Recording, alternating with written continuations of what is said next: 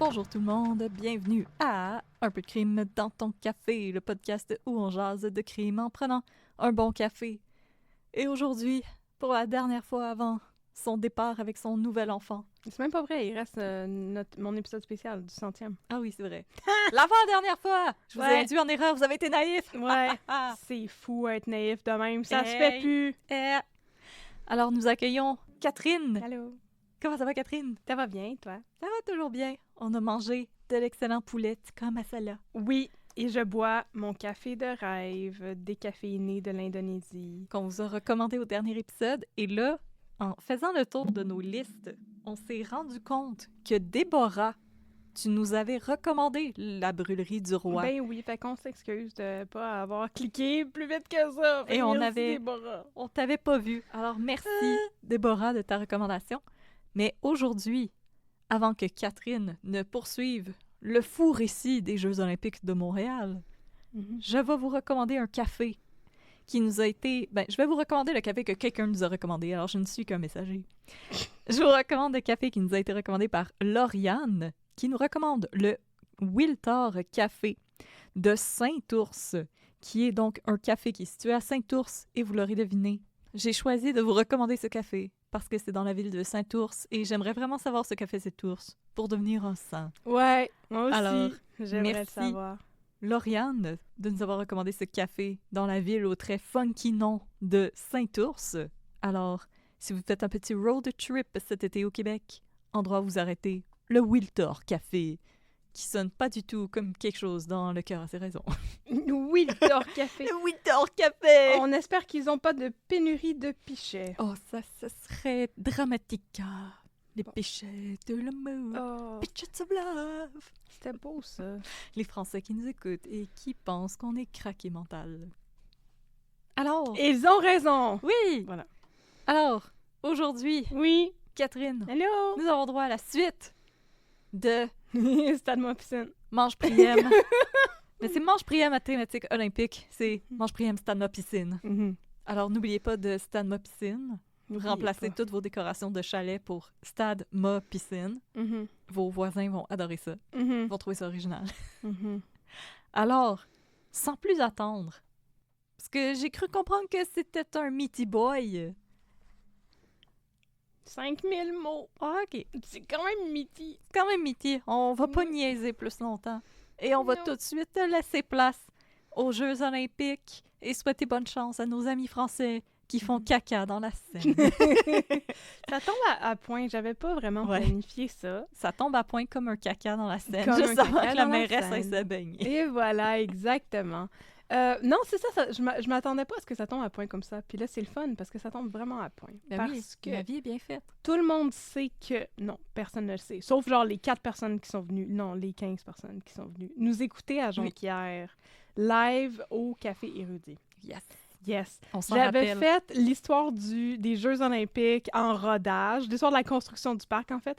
Fait que là, maintenant, c'est désormais la portion inédite de mon récit. Parce que ça, c'est tout ce qui se passe après et que je ne savais pas du tout quand j'ai fait ma portion en rodage. Et c'est la raison pour laquelle j'ai décidé, mon Dieu, il faut que je raconte ça en deux cas. Parce qu'aujourd'hui, je vais vous parler de la commission Malouf, qui était la commission d'enquête sur le dépassement de coûts de la construction du parc olympique et les détails qui sont sortis pendant cette commission d'enquête. Aujourd'hui, on va faire très, très, très white-collar crime, là. Ouh là là! Ça va être beaucoup des affaires de fraude et de manœuvres un petit peu irrégulières et d'ingérence et toutes ces affaires-là. Et là, je me force pour parler un petit peu moins vite parce que je réalise que je parle comme Speedy Gonzales. Et non pas comme quelqu'un qui... Oui, mais c'est vraiment ça. Et non pas comme quelqu'un qui boit du décaf, c'est ça l'affaire. Effectivement. Voilà. Donc, bonjour les amis. Me revoici avec la... C'est une joke. La deuxième partie de mon histoire Hey, Céline Galipo, là! Bienvenue à Radio-Canada. Oui. Voici la deuxième partie de mon histoire interminable sur les Jeux olympiques de Montréal. Et là, j'avais pas un aussi beau titre que la dernière fois, qui était « La construction du parc Olympique ». Il était tout poqué. Ici, c'est juste la commission Malouf. Bon. Alors, je n'ai qu'une source, le rapport de la commission Malouf, un document d'environ 1000 pages. Oh, Ça n'a plus de bon sens. Je ne l'ai pas lu dans son entièreté parce que ça fait 1000 pages. Ah, c'est à cause de ça que les gens disent qu'on fait pas de recherche. C'est exactement à cause de ça. Ben, mettons que moi, j'ai regardé l'index et j'ai lu les parties qui m'intéressaient. Oui, c'est ce qu'il faut faire dans la vie, quand tu te ramasses avec un rapport de commission d'enquête? Ouais. Ouais. Puis t'es pas un journaliste professionnel puis t'es pas payé pour ça, là? Sauf si tu m'as pas dit que tu avais prévu de présenter en politique. Ouais? OK, donc c'est ça. Donc, j'en ai lu en masse pour pouvoir vous offrir beaucoup d'informations sur tous les crimes cachés derrière le logo des Jeux olympiques. dont je ris encore. Pourquoi est-il plein de trous? Est-ce un panier percé qui m'a raconté tous ses secrets? Oui. Donc, partie 1. Avant de parler de la commission Malouf, là, je vais vous parler des controverses et du boycott des Jeux olympiques de 76. Comme quoi, même après avoir construit à 75% le parc olympique, on n'était pas sorti du bois. Ah, maudit. Vous pensiez que tout était bien, qu'il finissait bien pour les Jeux olympiques, n'est-ce pas? Oui, on l'espérait. Oui. Pour nos athlètes. Oui. Mais pas pour nos athlètes. Nos athlètes n'ont pas fait grand-chose de spécial pendant les Jeux. Ben, je veux dire, oui, là, tu sais, le Canada, vive le Canada et tout ça, mais c'est pas ça qui était le plus marquant. Je pense que la Roumanie a fait des affaires plus impressionnantes. Et c'est ça que j'allais dire. Mais donc, avec les installations temporaires et les infrastructures pas finies et le beau speech de Jean Drapeau sur l'importance de faire atterrir son avion et non pas la turbulence du vol, on se rappelle que les Jeux olympiques de 1976 devaient se dérouler sous le signe de la simplicité. Mais ce n'était pas le cas. Alors, laissez-moi vous partager les faits saillants scandaleux des Jeux olympiques de Montréal. Les faits saillantes. D'abord, non. Il n'allait pas au squat camp, là, les Jeux olympiques, là. Ah, maudit. Donc, d'abord, il y a un boycott de la part de plusieurs pays en raison de plusieurs affaires politiques. La principale affaire, c'est que la Nouvelle-Zélande est présente aux Jeux olympiques de Montréal. Et cette présence ne fait pas l'unanimité parce que les Kiwis ont décidé un petit peu plus tôt dans l'année d'envoyer leur équipe de rugby compétitionner en Afrique du Sud, ce que les pays africains considèrent comme, tu sais, un endossement de l'apartheid. Oui, j'allais dire que, mais voyons, c'est tellement inoffensif comme pays de Nouvelle-Zélande. Je suis comme, ah oui, d'accord, ok, je vois votre point de vue. Ah ouais, donc Ma gueule! Fait que, donc, il disait qu'on ne devrait pas aller compétitionner en Afrique du Sud parce que l'apartheid, et puisque la Nouvelle-Zélande était aux Jeux de Montréal, ben, il y a des pays de l'Afrique qui ont décidé de boycotter les Jeux. Et le tout se décide à quelques jours à peine avant la tenue des Jeux olympiques de Montréal, alors que la plupart des délégations sont déjà arrivées à Montréal. Ah! Puis là, au final... Non, venez, là, défaites pas vos valises. Tabarnouche. Au final, 22 pays ont décidé de boycotter les Jeux, mais il reste encore le Cameroun, l'Égypte, le Maroc et la Tunisie, qui, eux autres, ont eu le mémo un petit peu en retard, puis ils vont participer au début et ensuite changer d'idée, se désister et quitter les Jeux. Et redonner leur médaille? Je sais pas s'il y en avait gagné encore ou c'est juste des trucs préliminaires ou... En tout cas, là, je suis triste parce que moi, j'aime beaucoup le rugby aux Olympiques. Ouais, ben, je veux dire, tu peux regarder le rugby, mais pas avec du monde qui endosse l'apartheid. Ouais, non, ça, non. Ça c'est non. Ça, c'est très non. Ça, c'est très non. Puis là, en solidarité, l'Irak va aussi quitter les Jeux. Mais comme, je suis désolée, là, je vais dire ben du bashing de plein d'affaires que je connais pas tant, mais en ma qualité de quelqu'un qui a regardé quelques Jeux olympiques, dans quelle discipline les athlètes de l'Irak se distinguent exactement? C'est tous des pays où est-ce que je suis comme, OK, l'Égypte, peut-être s'il y avait comme du squash. Ils sont très forts en squash. Non, mais l'Irak... Je sais pas. Ils gagnent quelle médaille? On peut être surpris. Oui, bien sûr. Mais en la tout cas, Roumanie, là, c'est pas un pays qu'aux Olympiques, on est comme « Yas, Queen, rapporte toutes les médailles ». Ben, comme on l'était dans ce temps-là à cause de l'URSS, parce qu'il y avait des coachs très, très célèbres. C'est vrai. Dont j'ai oublié le nom. Le couple de coachs qui entraînait tout le monde. En tout cas. Bon, en tout cas. Olga et Sergueï. Probablement. Je vais prendre un wild guess. Olga et Sergueï ou Olga et Dimitri. Et Dimitri, et c'est ça que j'allais dire, et Vladimir. Voilà. Et voilà. Tout le monde est surpris par le boycott des Jeux olympiques de Montréal parce que l'Afrique du Sud est plus invitée à participer aux Jeux olympiques depuis 10 ans à cause justement de l'apartheid anyway. Et qu'en plus, le rugby n'était pas encore un sport olympique. Fait que c'était quoi le rapport? Mais c'était la solidarité internationale. C'est ça le rapport. Guys, get with the program. Mais en même temps, un jeu olympique sans boycott, est-ce que c'est un jeu olympique? Non. Fait que, voilà. Non, absolument pas. Aussi, autre boycott. Que je comprends tout autant que le premier. Le gouvernement du Canada refuse que Taïwan compétitionne sous une autre bannière que celle de la Chine communiste. Excusez, la République populaire de Chine. Oui. Alors, Taïwan boycotte aussi les Jeux. Ah, avec raison. Ben, avec raison, en sacrament. Comme, the fuck le Canada de dire non, non, non, vous autres, vous êtes eux autres. Non, c'est pas correct, ça, Je sais pas, ils voulaient pas s'aliéner 1 milliard de Chinois. Je sais pas, j'ai pas compris. Mais là, il y a comme une question qui vient de popper dans ma tête. Ouais. Mais c'est par rapport au jeu de cette année. C'est est-ce que les athlètes russes ont le droit de compétitionner? Parce qu'ils se sont fait kick-out de comme toutes les compétitions, la Russie, là. Ils n'avaient pas le droit de participer à Eurovision, ils n'ont pas le droit de participer à l'Euro. Ben, ils n'ont plus le droit de participer depuis longtemps, depuis une couple d'années à cause du scandale de dopage. Le dopage, mais Fait les qu'ils athlètes, ils ont le droit d'être comme... Oui, de manière indépendante. Ouais. Je sais pas s'ils ont le droit cette année. C'est une maudite bonne question. Moi, c'est une bonne question. Quelqu'un va pouvoir nous le dire. Ah oui. Fait qu'en plus de ça, justement... Et Israël. Excellent segue.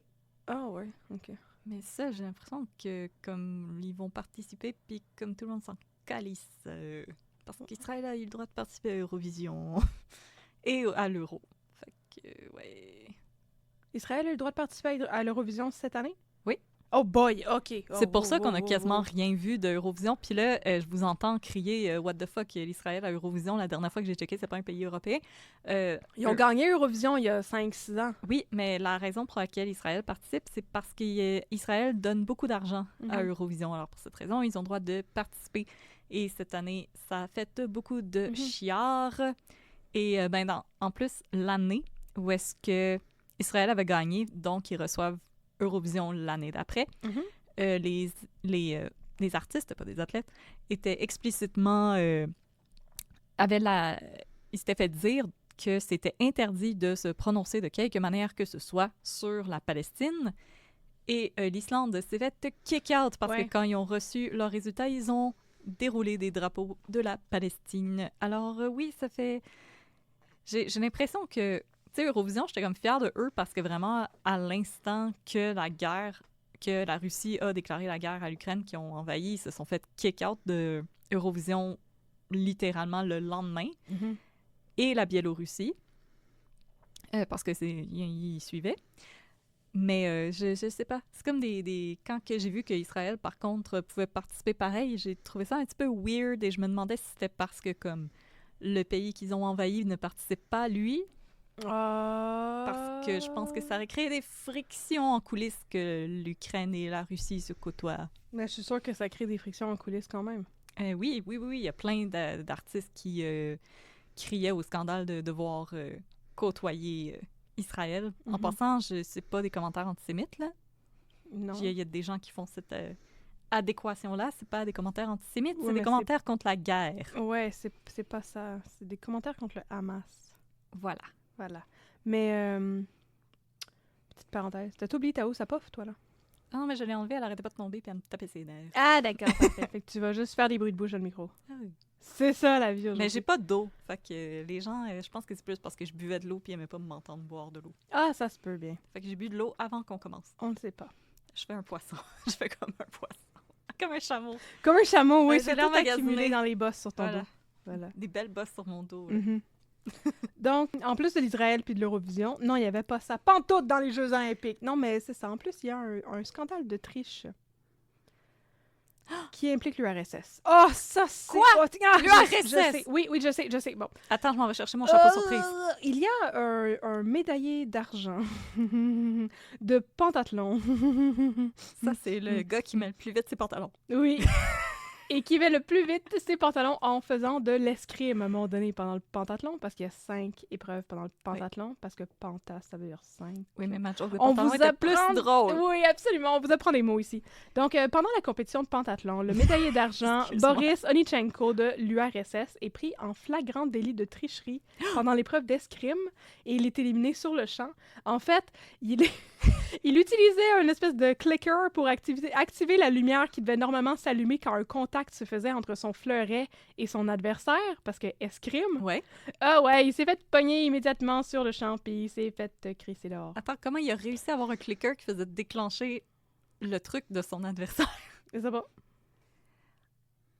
La Russie devrait juste pas avoir le droit d'être là. L'URSS! Bon, et dernier scandale, très Oh my scandaleux. God. Apparemment, à la cérémonie de clôture, il y a tout à coup un immense drapeau de Fleur d'Élysée, le drapeau du Québec, qui apparaît pendant un moment entre les drapeaux olympiques officiels, puis qui disparaît.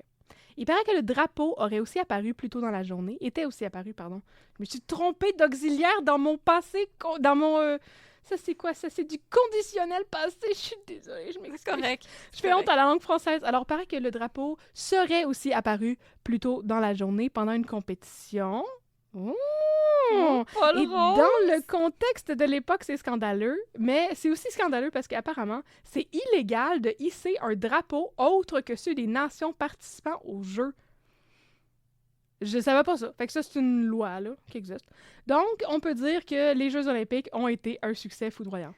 Absolument. Yeah. Mais je sais que Infoman, ils ont essayé de faire une enquête pour trouver comme qu'est-ce qui est arrivé, puis ils ont Ouais. rien trouvé. Ils n'arrivent pas à trouver des footage de caméra, s'il y a quelqu'un qui aurait réussi à prendre une photo de quelqu'un qui montait. Ils n'ont aucune idée d'où il sort ce drapeau-là. Zéro, mais le drapeau, il est encore préservé. Le drapeau qui a été accroché illégalement. Fait que moi, je dis que c'est Paul Rose. Vive le Québec Québec libre! Et au milieu de tous ces scandales, on ne peut passer sous silence que c'est lors des Jeux olympiques de 1976 que Nadia Comaneci, la petite Ukrainienne, non? Roumaine. Roumaine, excusez. La petite Roumaine, pas ukrainienne pour toutes, a obtenu la première note parfaite au bord asymétrique dans le cadre des Jeux olympiques. Donc, un perfect 10. Et vous irez voir ça sur YouTube, c'est quelque chose. C'est très quelque chose. Et elle est passée à l'histoire pour ça. C'était vraiment le premier perfect 10 des barres asymétriques aux Jeux olympiques. Et il me semble qu'elle en a obtenu 6 autres pendant... Ça, j'ai pas écrit ça, mais il me semble que c'est ça le chiffre que je me rappelle. Ah, elle a eu toute 6 une autres carrière. perfect 10 pendant les Jeux olympiques de Montréal. Oui. Ouais. Mais... fait saillant que vous allez pouvoir plugger dans toutes vos futures discussions sur les Jeux olympiques, c'était pas la première fois qu'une athlète recevait le Perfect 10 pendant les barres asymétriques. C'est juste parce qu'elle était pas aux Jeux olympiques, l'autre qui l'avait eu, qui s'appelait Vera Kaslavashka. Oh! Mais si jamais ça vous intéresse, l'histoire de Nadia Comaneci, je vous recommande le roman « La petite communiste qui ne souriait pas » de Lola Lafont. Aux éditions... Lafont. Lafont. Non, ça, c'est une joke. Ça aurait été drôle. non, c'est aux éditions Stanquier. En tout cas, ça se peut. mais le roman, La petite communiste qui ne souriait pas, de Lola Lafont, excellent roman. Elle a eu une correspondance avec Nadia Comaneci pour lui demander comment elle s'était entraînée, puis tout ça. Donc, c'est en partie fiction et en partie témoignage réel. Donc, c'était un très bon roman. Très intéressant de voir aussi une adolescente qui arrive dans un pays occidental parce que la Russie, à cette époque-là, était sous la dictature. La Roumanie. Oui, la Roumanie. La Roumanie. La Roumanie. J'ai inventé un pays. Était sous la dictature à l'époque et c'était une dictature très farfelue. Oui. De gens qui n'avaient pas d'affaire pantoute à avoir du pouvoir. Ah bon. Oui, la femme du dictateur, elle a toujours été fascinée par la médecine, puis elle a décidé qu'elle était médecin. Ah ben, je veux dire, moi aussi. Same. Vu que son mari, c'était le dictateur de la Roumanie, mais il n'y a personne qui a dit non.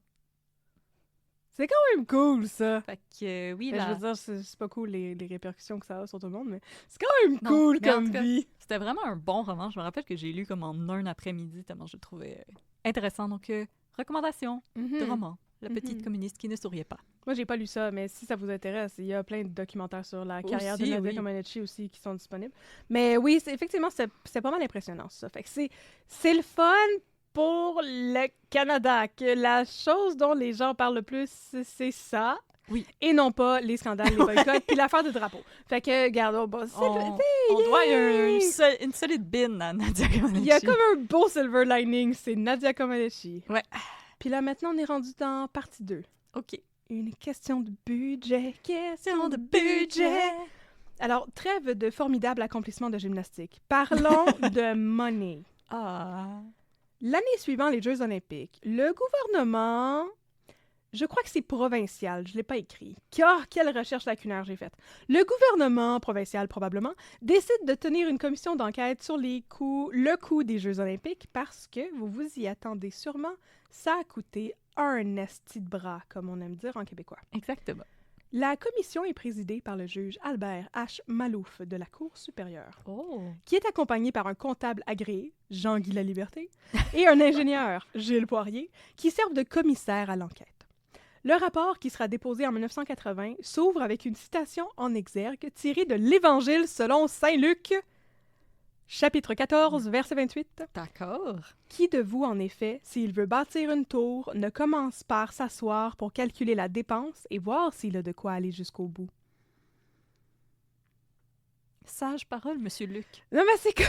J'étais comme, une citation de la Bible, qu'est-ce que c'est que cette... Ah oui, OK. Ah oui, OK, oui. Non, Non, elle a sa place. Elle a vraiment beaucoup sa place. Donc, en d'autres mots, si ça te tentait de construire le parc olympique, pourquoi t'as pas estimé tes coûts de construction comme du monde tabernacle, genre drapeau? Ah. Alors, ça donne le ton, on va le dire de même. Oui. Et je dois vous avouer qu'en ma qualité de personne qui a lu plusieurs commissions d'enquête publiques, c'est ce que j'ai constaté en lisant ça. J'étais comme, hey, c'est loin d'être la première fois que je lis des commissions d'enquête dans le cadre de ce projet.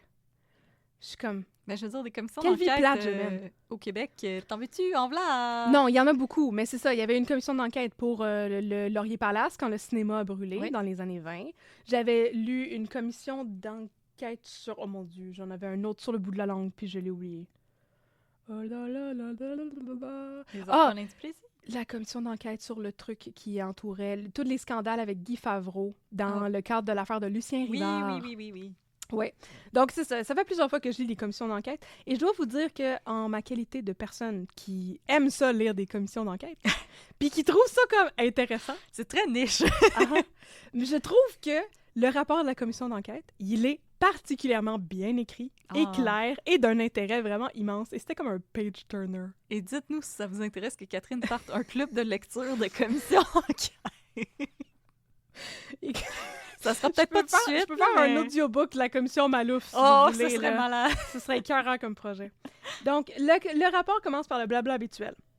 Contexte, commissaire, employé, organigramme, procédure, objectif. Vous pouvez comprendre pourquoi j'ai skippé des pages. On te pardonne. Oui, c'est correct. Mais l'affaire la plus pertinente là-dedans, c'était la liste des abréviations. Parce que, tu sais, il y a le comité d'organisation des Jeux olympiques, puis il y avait le comité des Jeux... De gestion des je sais pas quoi. En tout cas, j'ai plein d'acronymes. Puis là, on s'y perdait beaucoup. Puis c'était plus pertinent encore que la liste de personnages au début des livres de Anne Robillard, Quelle comparaison! n'est-ce pas?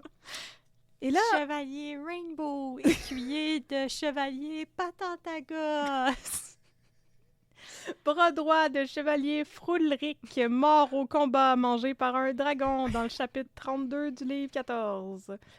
Voilà. Il y avait vraiment un chevalier Rainbow. Je tiens à le Pour vrai? mentionner. Oui. Wesh. Calvasse.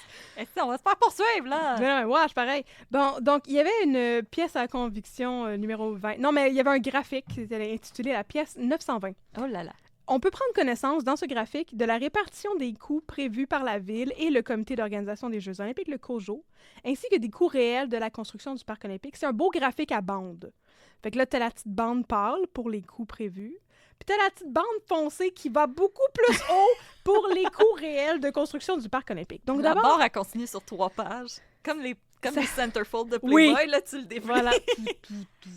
Et là, Yeah. C'est pas mal gros. Donc là, je vais commencer à dire beaucoup de chiffres. Fait que Audrey, si t'es mélangée, tu m'arrêteras. Je vais D'abord, faire mon les mieux. prévisions. Il y avait des prévisions qui ont été faites 2 fois, parce qu'on s'en rappelle, à un moment donné, le gouvernement du Québec, justement, de Robert Bourassa, Bourassa. Oui, Robert Mhm. Bourassa. Il était inquiet, puis il avait demandé des comptes à Jean Drapeau, parce qu'il était comme, ouais, on aimerait ça savoir combien ça va coûter, parce que nos experts ont estimé file que... pas, celle-là, là. Non, c'est ça, nos experts ont estimé que ça va coûter plus cher que ce que tu pensais. Donc, il y a eu des estimés en novembre 72 et en avril 74. Puis là, ils les ont comme colligés. Fait que c'était 310 millions au total pour la construction, 60 millions de coûts d'exploitation, 67 millions pour construction et aménagement, 183 millions pour construction du parc olympique en tant que tel. Puis les prévisions ont été révisées en août 1974, justement quand il y a eu la demande du gouvernement.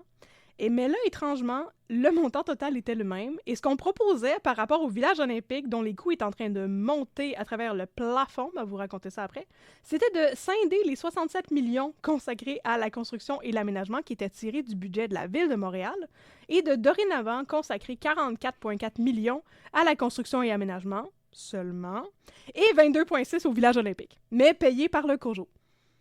Fait que c'est comme ça. On pense que ça va coûter plus cher, mais on va juste couper dans un des budgets puis on va le redistribuer dans le village olympique. À un moment donné, ça marche plus, là.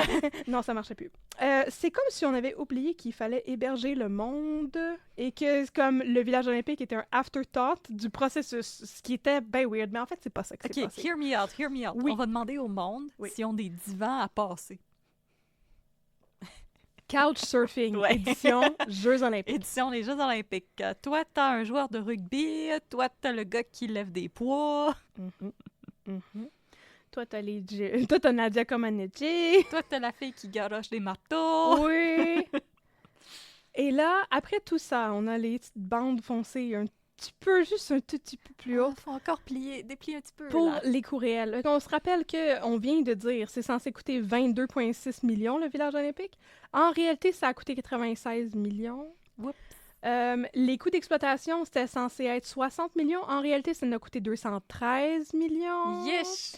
Les coûts de construction, c'était 47 millions. 142 millions pour construction et aménagement déboursés par la Ville de Montréal, comparativement aux 67 millions qui avaient été annoncés à la base, et 835 millions pour la construction du parc olympique déboursés par la Ville de Montréal, comparativement aux 183 d'origine. Wouf! Alors, pour un gros total de, et non pas 310 millions de dollars, mais bien 1,33 milliard de bidous. Voir que Montréal n'a pas fait faillite. Mais c'est correct, après, ils ont juste réorganisé. Ils ont juste refait l'affaire de la loterie pour rembourser l'Expo 67. Ils ont refait ça.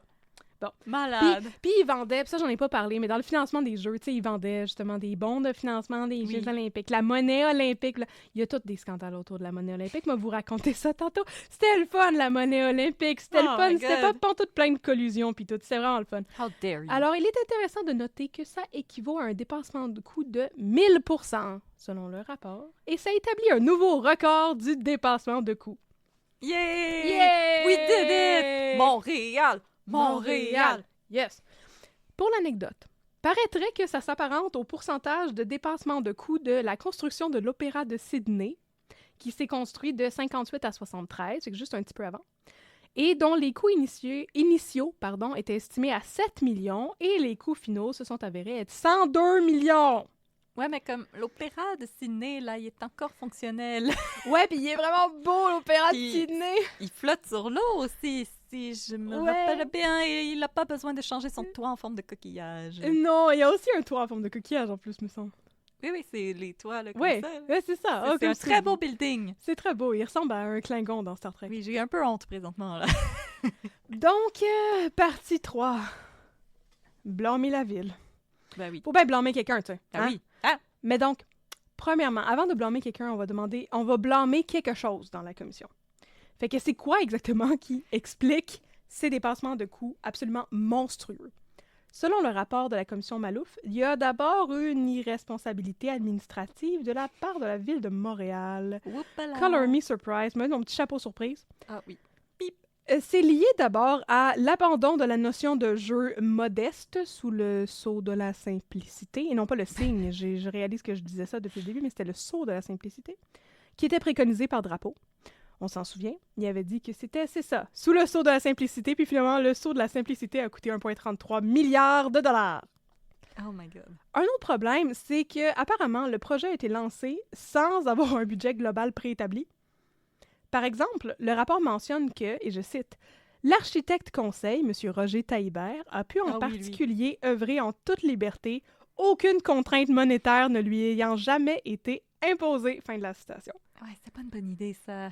Ça, les amis, là, c'est pas une bonne idée. Non!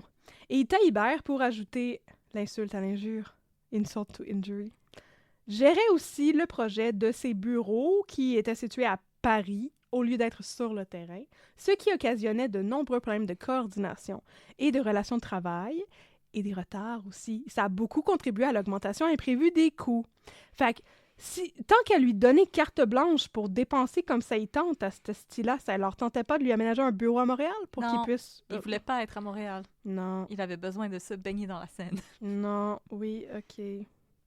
I guess. Il avant a que le besoin monde de son aille... croissant. C'était comme 60 ans avec le monde aille chier dedans. Là, fait. Mais nos croissants, ils crunchent pas autant que ceux de Paris. Il est clairement pas allé chez Première Moisson, là, lui. Ou chez Aroma. Ah, Aroma! Ensuite, le rapport blâme l'absence d'une véritable direction de projet. Le mandataire coordinateur des jeux, on s'en rappelle, à un moment donné, la ville était comme... Puis ils ont nommé un mandataire coordinateur, qui était une firme qui avait 30 000 acronymes, qui a été nommé juste en juin 1974, suite à des pressions du CCJO, c'est ça, le comité de contrôle des Jeux olympiques. Fait qu'on a le comité d'organisation des Jeux olympiques, puis ça, c'est le comité de contrôle, qui contrôle l'organisation des Jeux olympiques. C'est les gars qui surveillent les gars qui surveillent les gars. Bon. Fait qu'avant ça, ça faisait... ça faisait depuis 69 que la ville avait été... 70, en fait, que la ville avait été choisie. Puis là, ça a commencé en 72, les travaux de construction. Puis ça a pris 2 ans avant qu'il y ait un mandataire coordonnateur pour gérer le chantier. J'aime que le mandat, c'est comme, voici toutes les claques qui se sont perdues. On va vous dire où est-ce qu'elles sont les claques qui se sont perdues. Moi, je suis très étonnée que le juge Albert Malouf ne se soit pas ramassé avec des petites bottes de ciment dans le fond du fleuve parce que il distribue des taloches à tout le monde et n'a pas froid aux yeux. Oh, on le froid aux yeux. Froid aux yeux. Avec cette liaison qui n'existe pas. Je parle bien aujourd'hui, ça n'a pas d'allure. Et c'est la même chose aussi pour la gestion de la construction du village olympique. Je vais vous en reparler tantôt. Je suis sûre que j'ai une section sur le village olympique. Ils ont nommé un mandataire coordinateur éventuellement, mais juste en 1975, alors que les problèmes liés à ce site de construction étaient connus depuis 1974. De fait, avant que la Régie des installations olympiques s'en mêle, le seul vrai boss de la construction qui supervisait tout, c'était Jean Drapeau, qui n'avait, selon le rapport, ni les aptitudes ni les connaissances nécessaires pour exercer cette fonction, mais encore, à titre d'homme politique et de premier magistrat de la ville, n'aurait jamais dû être placé dans une telle situation. Je vous ai paraphrasé le rapport.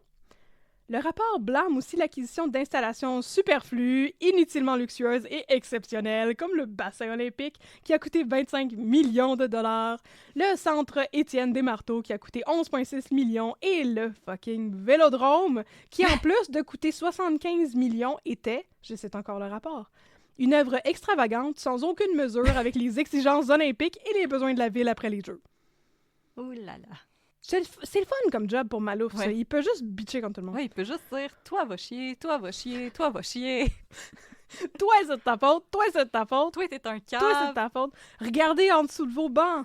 C'est de votre faute! C'est de ta faute! C'est la claque qui s'est perdue! Voilà! OK. Maintenant, on va parler justement du village olympique. Partie 4. Un contre-exemple de bonne gestion de projet. Yay! Yay! Fait que c'est la faute de la ville qui a géré ça tout croche. Le Kojo, lui, le comité d'organisation, a-t-il bien géré ça? Kojo. Ça sonne comme un dojo. Ouais, Top G, Kojo. Yo-yo. Yo-yo. Donc le Kojo a-t-il bien géré son affaire? Non! Ah! C'est maintenant que je vous parle du chantier du village olympique. Fait en parallèle du méga chantier de construction Stade Piscine, le village olympique devait s'organiser. Et c'est le Kojo qui avait le mandat de s'occuper de fournir de l'hébergement.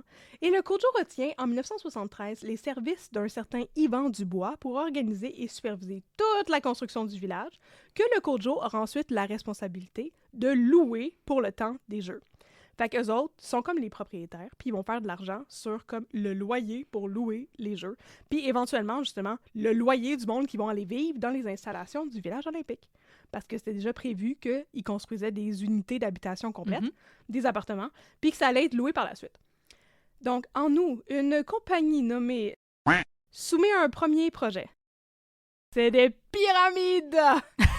Ça va être des pyramides, c'est le saut de la simplicité. On va loger les athlètes dans des structures en forme de pyramide adjacentes Incroyable. à la rue Sherbrooke. Yeah.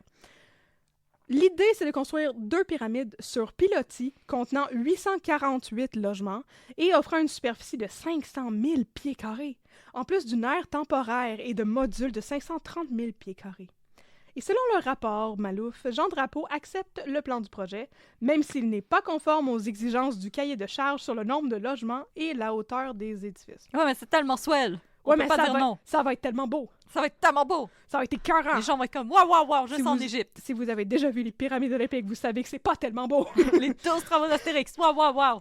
Ils sont bien moins belles que la pyramide qui est sur le bord de la Vin là, quand tu Ouais. t'en vas à Québec. Celle-là est bien plus jolie. Wow! Mais donc, OK, les pyramides, yes sir, bon.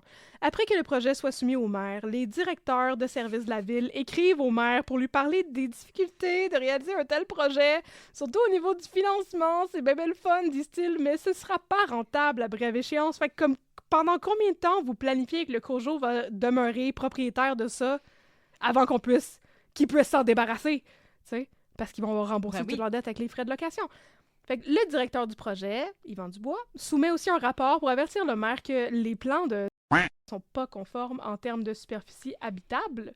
Parce que en fait, ben, il avait demandé à ce que les buildings aient beaucoup plus de logements habitables que 848. Fait que c'était comme, ben, c'est super beau, mais comme, t'as-tu signé quelque chose puis t'avais pas pris ton café, Jean Drapeau, parce que c'est pas conforme pantoute à nos exigences. Oui, là. mais Jean Drapeau était comme oui, mais j'aime ça. On dirait 2 totons un peu carrés. On dirait la brassière de Madonna en C'est forme de cône. magnifique. Oh, c'est joli. Mais donc, les plans sont révisés, le nombre de logements est augmenté, ainsi Putain, que on la en a rajouté superficie 2. générale.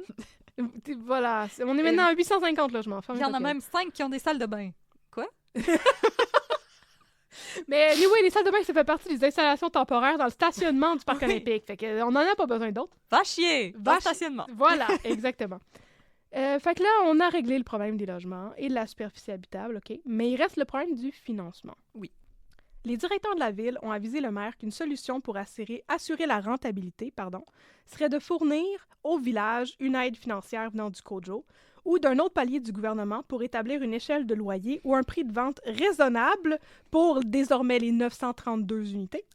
Parce qu'on voudrait pas se ramasser avec plein de logements inoccupés par la suite qu'on aurait besoin de gérer nous-mêmes parce que personne veut les acheter.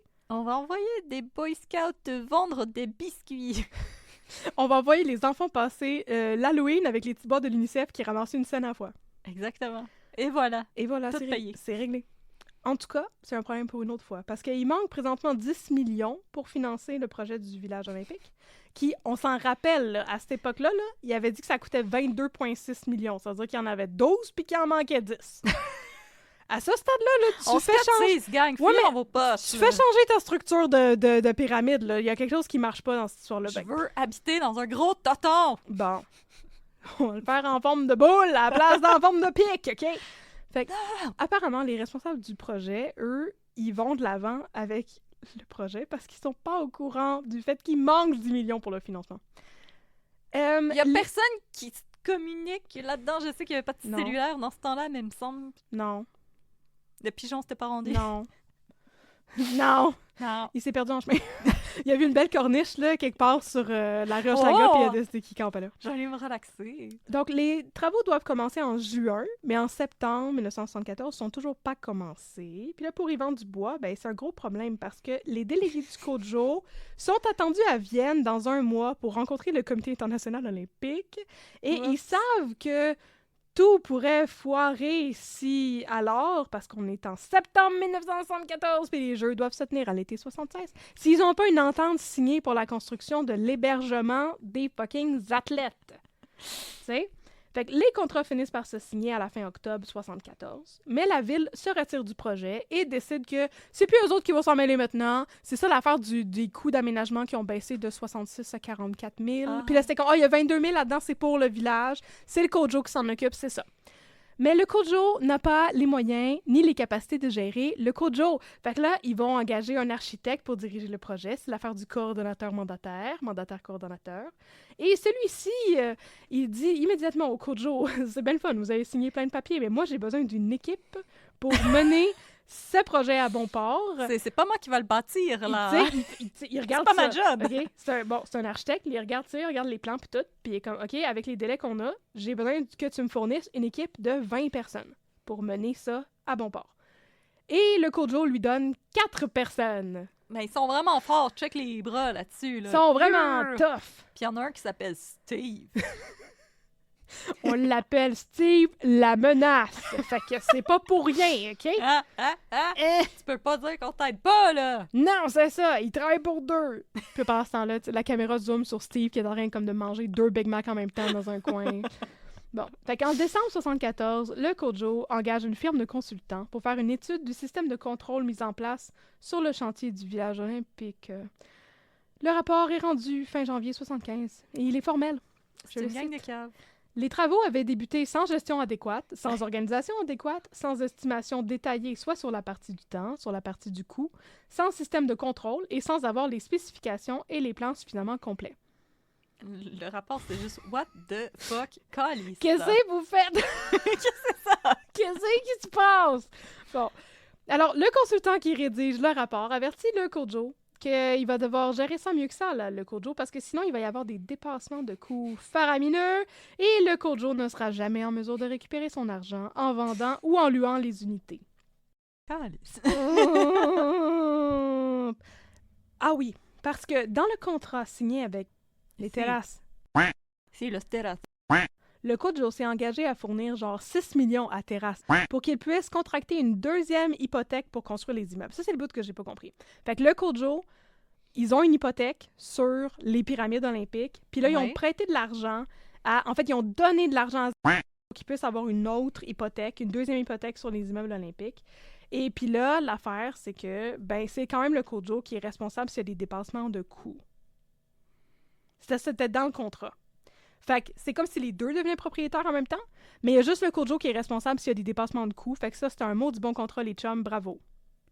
Bravo d'avoir signé ça. J'ai rien compris. Non, c'est comme... C'est parce que le Kojo voulait pas rester pogné avec les habitations olympiques. Ouais. Fait qu'il voulait qu'il y ait une compagnie qui les gère. Fait que là, c'était les qui faisaient la construction, qui par la suite allait être le gestionnaire des blocs. En partie. Mais là, il n'y avait pas l'argent pour contracter une hypothèque. Fait que le Kojo leur a avancé l'argent. Mais dans leur contrat, ben, même si les deux étaient propriétaires, ben, c'est quand même juste le Kojo qui se ramassait avec les dettes de la construction du projet. Ça veut dire que les gars, eux autres, ils étaient liés à 6 millions, ça pouvait jamais dépasser 6 millions, puis eux autres avaient la possibilité de rentrer dans leur argent. Okay. T'as-tu mieux compris? Oui. Good, OK. C'est vraiment twist. C'est mon but dans la vie de t'expliquer comme du monde les affaires de finance, de cette affaire. J'y ai réfléchi beaucoup. Ben écoute, je me suis dit comment je vais faire pour... Faut vraiment que je comprenne bien pour être capable d'expliquer ça d'une manière qui est compréhensible. Mais t'as-tu vu les appartements olympiques? C'est là, t'en resté? C'est qui veut vivre dans du béton? Ben je sais pas, mais c'est comme Habitat 67. Mais ça coûte une fortune, puis c'est pas entretenu. C'est complètement scrap à l'intérieur, mais ça coûte une fortune d'acheter une unité. C'est tout en béton. Ouais. Puis c'est pour le fun de dire que t'habites dans Habitat 67. Oui. Puis possiblement proche d'un Vinnie Gambini's.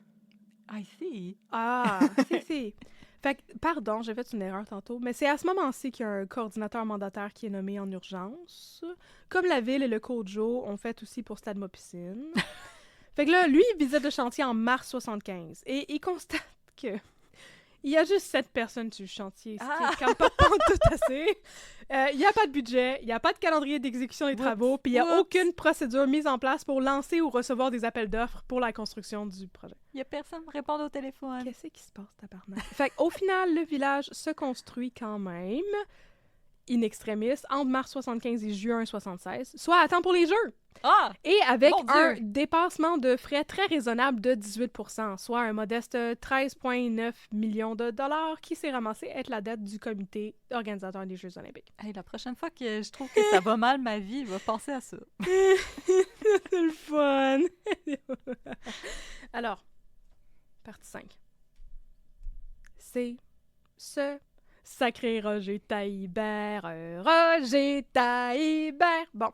Selon le rapport de la commission Malouf, outre la ville et le Kojo qui a géré l'affaire du parc olympique, des habitations olympiques, comme des hosties de champions, mais il y a aussi Roger Taillibert qui serait derrière une grosse partie des dépassements de coûts du projet olympique. Petit rappel. On a mentionné tantôt que son projet était malade mental craqué dans le plafond, trop compliqué. Oui. Et que Drapeau le laissait faire pas mal tout ce qu'il voulait de son bureau à Paris. Donc, c'était pas exactement de la gestion hands-on. Non. Et à l'interne, dès les débuts de la construction, il y avait des débats sur le respect de l'intégrité du projet de Taillibert, du style « On est-tu vraiment obligé de faire toutes les hosties d'affaires extravagantes que ce craquer dans le plafond veut nous faire faire? » C'est une très bonne question. Oui, parce qu'il y avait, je vous l'ai dit la dernière fois, je vous l'ai dit, je vous le rappelle, OK? Rappelez-vous-en. Non, mais moi, je m'en rappelle. Mais son affaire de voile de béton, là, puis de toit rétractable, il y avait l'idée de faire ça, mais il l'avait jamais construit. J'ai rêvé Fait à ça. il savait, I have a dream. Mais Dieu m'a dit de faire ça pendant que j'ai fait un trip d'ayahuasca. Je regardais dans un chapeau comme Joseph Smith, le chef des Mormons, et Dieu est apparu pour me parler avec une roche magique. Et donc, non, mais pour vrai, Roger Taillibert, il avait designé une affaire qui avait vraiment pas de bon sens, puis qui était pas super réalisable, puis qui avait l'air, d'un point de vue d'ingénierie, très difficile à réaliser. Fait qu'on se posait des questions, et ces questions ont été soulevées au plus tôt en août 73, quand Jean Drapeau a envoyé une lettre au président du CCJO, le comité de contrôle des Jeux, Maître Fernand Lalonde, qui était inquiet concernant les dépassements de coûts du projet du Vélodrome. On va en reparler dans 2 secondes. Alors, donc, Fernand Lalonde, il se plaignait par rapport à ça, puis il était qu'on est tout vraiment obligé de faire tout ça parce que ça a l'air un peu craqué. Et Jean Drapeau lui a répondu. Et il lui a dit « La phase conception de l'ensemble et de chacun des projets est rendue trop loin pour permettre non seulement au CCJO, mais tout autant au comité exécutif de la ville, de la remettre en question, sauf découverte d'un motif absolument péremptoire. Il n'y a pas lieu par ailleurs d'entrevoir l'éventualité d'un changement de conception. » Fait qu'on a le bras trop loin dans l'engrenage, on peut pas changer d'idée. There's no turning back. Fait que là, un peu plus tard... Back time. I would not do such earnesty destalette. Je construirais pas de vélodrome non plus. Puis le Q-Share qui ride le mode style. Oh, ça exciterait les Marines sur le bateau. Oh oui, il serait comme « Oh yeah! Oh yeah, là madame! là. Je suis full hétérosexuelle! » Yeah! In the Navy. Et t'as tout compris. Un peu plus tard, le même mois, le CCJO, lors d'une réunion, note à son procès verbal l'affirmation suivante. Advenant le cas où les coûts estimatifs ne pourraient être maintenus à l'intérieur du budget prévu, le stade, ne pourra pratiquement pas être modifié à moins d'être entièrement repensé. Non. Ça veut dire vraiment, on est trop avancé. Puis là, même si on réalise que ça n'a pas de sens pantoute puis ça va coûter trop cher, on n'a aucune possibilité de faire marche arrière à part ne pas l'achever du tout. Mais mon oncle Yvan, il a refait son patio, il pourrait peut-être nous donner son auvent. Oh, c'est ça. Oh, c'est ça gentil, ça. S'il y a des gens qui veulent nous donner leurs abris tempo dont ils n'ont plus de besoin. Oui, on pourrait aller chez Club Piscine, ils pourraient nous faire une soumission pour un gazebo pour le top du stade, parce que le mât, ça va coûter trop cher. C'est de la merde. J'étais rendue dans les maritimes tout d'un coup. Oui. Il n'a jamais été question... OK, excusez. Donc, on peut pas changer les plans de Taillibert. Ça coûterait bien trop cher, mais on pense que même si ça va coûter trop cher, on n'a pas d'autre choix que de les exécuter. Et de surcroît, en commission parlementaire en janvier 75, parce que le monde se posait des questions là-dessus, Jean Drapeau affirme: il n'a jamais été question de diviser le projet. Le projet en est un d'intégrité totale, au point de vue du génie, au point de vue financier. Toute la conception est la conception d'un seul et unique projet sur le plan technique. Si on commence à toucher à un élément du complexe, avec un C majuscule, tout le complexe s'effondre! Il va s'effondrer! Il faut le remplacer par un autre. Stade ma piscine! Il faut remplacer tout le complexe au content. Fait que là, si vous n'êtes pas content, là, on va raser Stade ma piscine, puis on va faire d'autres choses. Ça va coûter de l'argent. C'est cela, dit-il à la fin de son avis. Fait que c'est ça. Cela. Fait que ta gueule. Mais voilà. Hein? Ça, c'est mon Donc, dos débarque. tout le monde savait que le projet était peut-être un peu trop ambitieux, mais personne n'était prêt à tenir tête à Taillibert et à le forcer à modifier ses plans, qui ont en effet occasionné une foule de dépassements de coûts. On s'en rappelle, c'était censé coûter genre 180, ça a coûté 800, je sais pas combien, de millions. Yeah! Bon, OK, il y avait aussi des paramètres qui échappaient au contrôle de Roger Taillibert, certes comme ceux liés au coût des matériaux, parce que l'inflation avait fessé dans le dash, apparemment, mais il y en avait d'autres qui étaient comme 100% de sa faute, comme le fait que son projet nécessitait de nouvelles techniques de construction qui étaient d'un niveau de complexité assez important et qui n'avaient jamais été testées au Québec auparavant. Par exemple, selon le conseiller technique Raymond Tessire, c'était la première fois qu'on utilisait au Québec la précontrainte par poste tension, qui est une méthode de construction très répandue aujourd'hui. Aucune idée qu'est-ce que ça veut dire, je m'excuse, je peux pas t'expliquer ça. Fait que c'était la première fois qu'on utilisait ça au Québec, fait que ça, c'est pas juste un problème parce que, comme on l'a jamais fait auparavant puis on sait pas si ça fonctionne avec le climat, c'est aussi parce qu'on l'a jamais fait auparavant, fait qu'on sait pas comment le faire. Fait qu'il faut qu'on apprenne des nouvelles techniques de construction. Tu sais, c'est pas adapté pantoute à la réalité d'ici, là. Puis tout ça, ça aurait pu être évité. Je sais que le hindsight, c'est 2020. S'il avait engagé un architecte québécois... Puis comme, ah oui, l'hiver! Fait que aussi, la voûte autoportante du vélodrome était un exploit impressionnant et les techniques pour couler la structure du béton étaient d'une rare complexité. Je veux dire, c'est bien fun, là, mais c'était comme pas le temps. C'est ça. Fait que, voilà. Il y a aussi les syndicats. Le rapport Malouf blâme les syndicats. Je veux pas en dire plus là-dessus, parce que les syndicats, ils existent encore. Puis à partir de maintenant, j'ai caviardé genre le 3/4 de mon texte. D'accord. Pour pas me ramasser moi-même avec des petites bottes en ciment. Non! Non! Partie 6. Puis les entrepreneurs, eux... Entrepreneur. Entrepreneur. Finalement, dans la catégorie les autres choses à blâmer pour le coup, on retrouve plein d'affaires comme l'inflation dont je viens de parler, Oui. la saturation du marché de la construction de l'époque, les grèves et les arrêts de travail, mais aussi la corruption, la fraude et d'autres manœuvres irrégulières. Et la lalou. Et la lalou. Selon la commission, les entrepreneurs et les fournisseurs s'en sont apparemment mis plein les poches avec des pratiques douteuses du style une absence d'appel d'offres publiques, des négociations sur les soumissions privées, des réouvertures de contrats qui ont déjà été accordés pour les renégocier puis accorder plus d'argent, et un octroi d'innombrables travaux additionnels aux contrats dont certains dépassèrent les montants même des contrats. Il y a juste rien qui marche.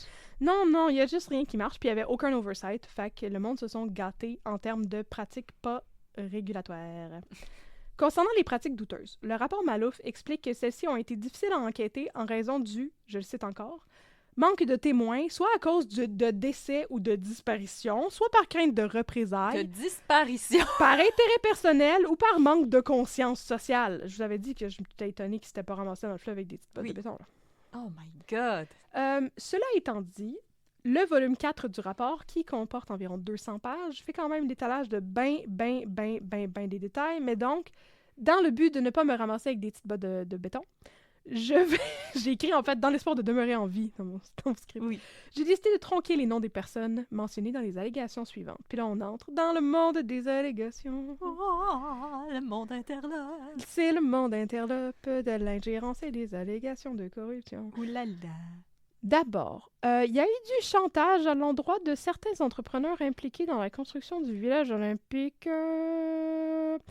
Ce sont 2 entrepreneurs qui étaient impliqués dans le solage et la charpente des immeubles du village olympique, qui sont venus témoigner devant la commission Malouf du chantage qu'ils ont vécu aux mains de promoteurs de la compagnie dont je vous ai parlé tantôt. Pas correct. La première victime de chantage était Monsieur F. de la compagnie... Mr. F. Mais ça va tout être les Mister, mais je vais nommer les compagnies parce que les compagnies n'existent plus nécessairement. Mr. F, c'est Arrested Development. Pour vrai? Oui. C'est quoi? Conte-nous ça. C'est dans la dernière saison que Michael fréquente une jeune femme. Et là, il entend parler d'un certain Mr. F qui la suivrait et qui serait peut-être une figure menaçante. Mais finalement, il apprend que Mr. F, ce n'est pas un Mr. F, c'est l'acronyme MRF, qui veut dire Mentally, mot en R qu'on n'a plus le droit de dire, female Oh mon Dieu! parce que la femme que Michael côtoyait avait un retard mental. Excusez. Oh, Catherine, Catherine était comme non! Wow! Qui était jouée par Charlize Theron. OK. Et donc, c'était juste pour dire qu'elle avait un léger retard mental et le monsieur qui pensait que c'était Mr. F, c'était juste la personne qui avait sa charge pour pas qu'il y arrive quelque chose. Ah, d'accord. Alors, fait que c'est parce que dans toute la saison, toutes les fois qu'il dit Mr. F, il y a une voix qui fait Mr. F. Oh. Donc là, Monsieur F, dans ma tête, ça fait Mr. F. Ben, c'est Mr. F. Ah. Mr. Il va y avoir un autre F. Mr. F plus tard. Tu vas pouvoir rechanter ton jingle. Youpi! Les Donc, fans d'Arrested Development. Mr. F. Oui. Il travaillait pour une compagnie de construction qui faisait affaire avec... Et il a remarqué qu'il y avait des retards dans la réception des chèques pour des services rendus à l'entreprise. Il est donc allé rencontrer 2 promoteurs, messieurs R et Z, qui lui ont dit qu'il devait leur donner une contribution, leur cote, pour recevoir son paiement. Ah, wow! Puis là, je te demandais de lire une partie du témoignage. Je vais le faire moi-même. OK. Ouais, parce que là, je te l'ai même pas envoyé. C'est correct. Donc, voici une partie traduite du témoignage, parce que dans la commission Malo, c'est en anglais, parce que c'est tous des anglophones. Ben, la plupart. Ben, je veux dire, les entrepreneurs à qui on parlait, c'était des anglophones, puis tout. Fait qu'ils ont dit « Nous avons poussé le travail très, très fort. Ils sont pas stupides. Ils gardaient la trace de nos hommes, ils gardaient la trace de nos coûts, etc., de nos coûts, et ainsi de suite, et ils voyaient que nous gagnions de l'argent. Ils ont demandé une contribution. J'ai dit « Qu'est-ce que vous voulez dire par contribution? Je fais mon travail, je suis performant. » J'ai dit « Écoutez, laissez-moi voir comment le travail va, et je vous donnerai peut-être un crédit sur le contrat. » Je l'ai déjà fait pour d'autres emplois. Vous savez, il arrive que vous ayez un différend où vous travaillez bien et le gars n'a pas bien travaillé. Avec certains entrepreneurs généraux, j'ai donné un crédit sur le contrat. C'était pour promouvoir les affaires, j'imagine. C'était de la bonne volonté. Mais dans ce cas-ci, il voulait pas de crédit sur le contrat. Il voulait de l'argent liquide. Fait que par la suite, Monsieur F. Mr. F. a reçu des menaces plus explicites qui lui ont exposé le risque qu'il encourait s'il refusait de se soumettre aux exigences des 2 promoteurs, et il leur a remis la somme de 10 000 $ comptant. Messieurs R et Z, les 2 extorqueurs, là, ont réitéré leur demande une seconde fois, et Monsieur F. Mr. F. leur a donné un autre 10 000 $. Un autre entrepreneur, Monsieur M, d'une autre compagnie, a aussi été victime de chantage de la part des 2 mêmes gars de la compagnie de terrassement. Il lui aurait versé un total de 35 000 $ en réponse à ces menaces. Et éventuellement, Messieurs F. Mr. F. et Messieurs M ont parlé de ce qu'ils vivaient et ils sont allés ensemble confronter les 2 extorqueurs. Oh! Ah! Et Comme un ceux-ci- journaliste d'enquête ou de la facture. Et ceux-ci leur ont répondu qu'ils savaient qu'ils auraient droit à un gros boni bientôt et qu'ils voulaient être récompensés, pas avec des peanuts. Mais Pour bien avec citer- des noix de Grenoble ou des noisettes ou peut-être même des cachous enrobés de chocolat. Peut-être même des pacanes, que tout le monde sait que ce sont les meilleures noix de toutes les Des noix. pacanes au beurre. Mais donc, ils voulaient être récompensés, pas avec des pinottes, pour citer le témoignage de M. M à la commission. Fait qu'une autre irrégularité importante a eu lieu concernant la construction du village. Il s'agit de facturation mensongère qui concerne une firme dont le nom était en polonais et que quelqu'un m'a aidé sur Discord à apprendre la prononciation. Puis là, j'ai juste Oh, décidé que... Zofia! Oui, Zofia! Et là, j'ai juste décidé que je caviardais les noms de tous les gens qui avaient fait des allégations contre les compagnies. Fait que Ouais, C'est fais ça. ça, fais ça. c'est ça. Fait que je vais le taire. Et Je je te vais supporte peut-être... dans ton silence. Je vais peut-être même demander à notre gentille monteuse de bleeper le nom de la compagnie de terrassement du village olympique. Ça pourrait être cool aussi. Ce serait le temps de remettre Le- quack pour être bip bip avec les quack quack. Ça serait très drôle. Des bip bip bip, des quack quack quack, des bip des quack, Et les bip et les quack. Exactement. Dans la ferme à De Mathurin. McDonald's. Oh, Ia, oups. ia, J'ai yo. fait ta version anglophone. Ouais, c'est ça. Une autre irrégularité importante a donc lieu concernant la construction du village. C'est la question de facturation mensongère, il y en a plusieurs avec des S, qui concerne une firme que je ne nommerai pas, qui était des consultants en planification et organisation de projets de construction. Fait qu'eux autres, ils facturaient le Kojo. Et ils auraient facturé des heures non travaillées pour des montants exagérés qui ne correspondaient en rien au montant réel. Par exemple, ils ont remis une facture au Kojo pour 23 000 $ qu'ils auraient déboursé à un architecte qui lui-même a affirmé par la suite à la commission qu'il n'avait jamais produit de facture pour ce montant-là. Donc, c'était pas vrai que la firme lui avait donné 23 000 $. Fait que là, ils sont juste allés réclamer de l'argent au Kojo. Et là là. Oui, Tout ça, c'est juste pour le village olympique. Pour le chantier général, il y a 2 compagnies qu'on peut faire, qui s'appellent Quack Quack et Quack Quack Location de machinerie Quack Quack Oh, wow! et Quack Quack Location de grues. J'adore ça. Parce que ça concerne les grues. Bon, ils allèguent avoir dû verser de l'argent comptant à un contremaître du chantier, Monsieur L, pour que leur machine ait le droit d'entrer sur le chantier de construction, parce que c'était de la location de machinerie et de la location de grues. Fait qu'on va amener des machines, puis on va amener des grues. Mais là, pour pouvoir avoir le droit de rentrer sur le chantier, il fallait donner de l'argent au contremaître. Yay! Fait que... Excuse-moi, pardon. Le monsieur de la compagnie de grues, il dit qu'il devait payer 50$ par semaine par machine. Et le monsieur de la compagnie de location de machinerie dit qu'il a dû remettre une somme de 5 000$ au contremaître pour avoir accès au chantier en tout temps. Je suis fascinée par l'audace de ce monsieur. Ce monsieur, il va se retrouver dans marde dans une autre histoire dans comme 2 minutes. Ah! Fait que le contremaître du chantier de construction, Le long bras de la claque qui s'est perdu. Je sais même pas si le long bras de la claque qui s'est perdu s'est rendu à lui, mais Malo félicitait bien des fois. Apparemment, il y avait aussi une grosse fraude au niveau du système de poinçons pour les employés. Oh là là!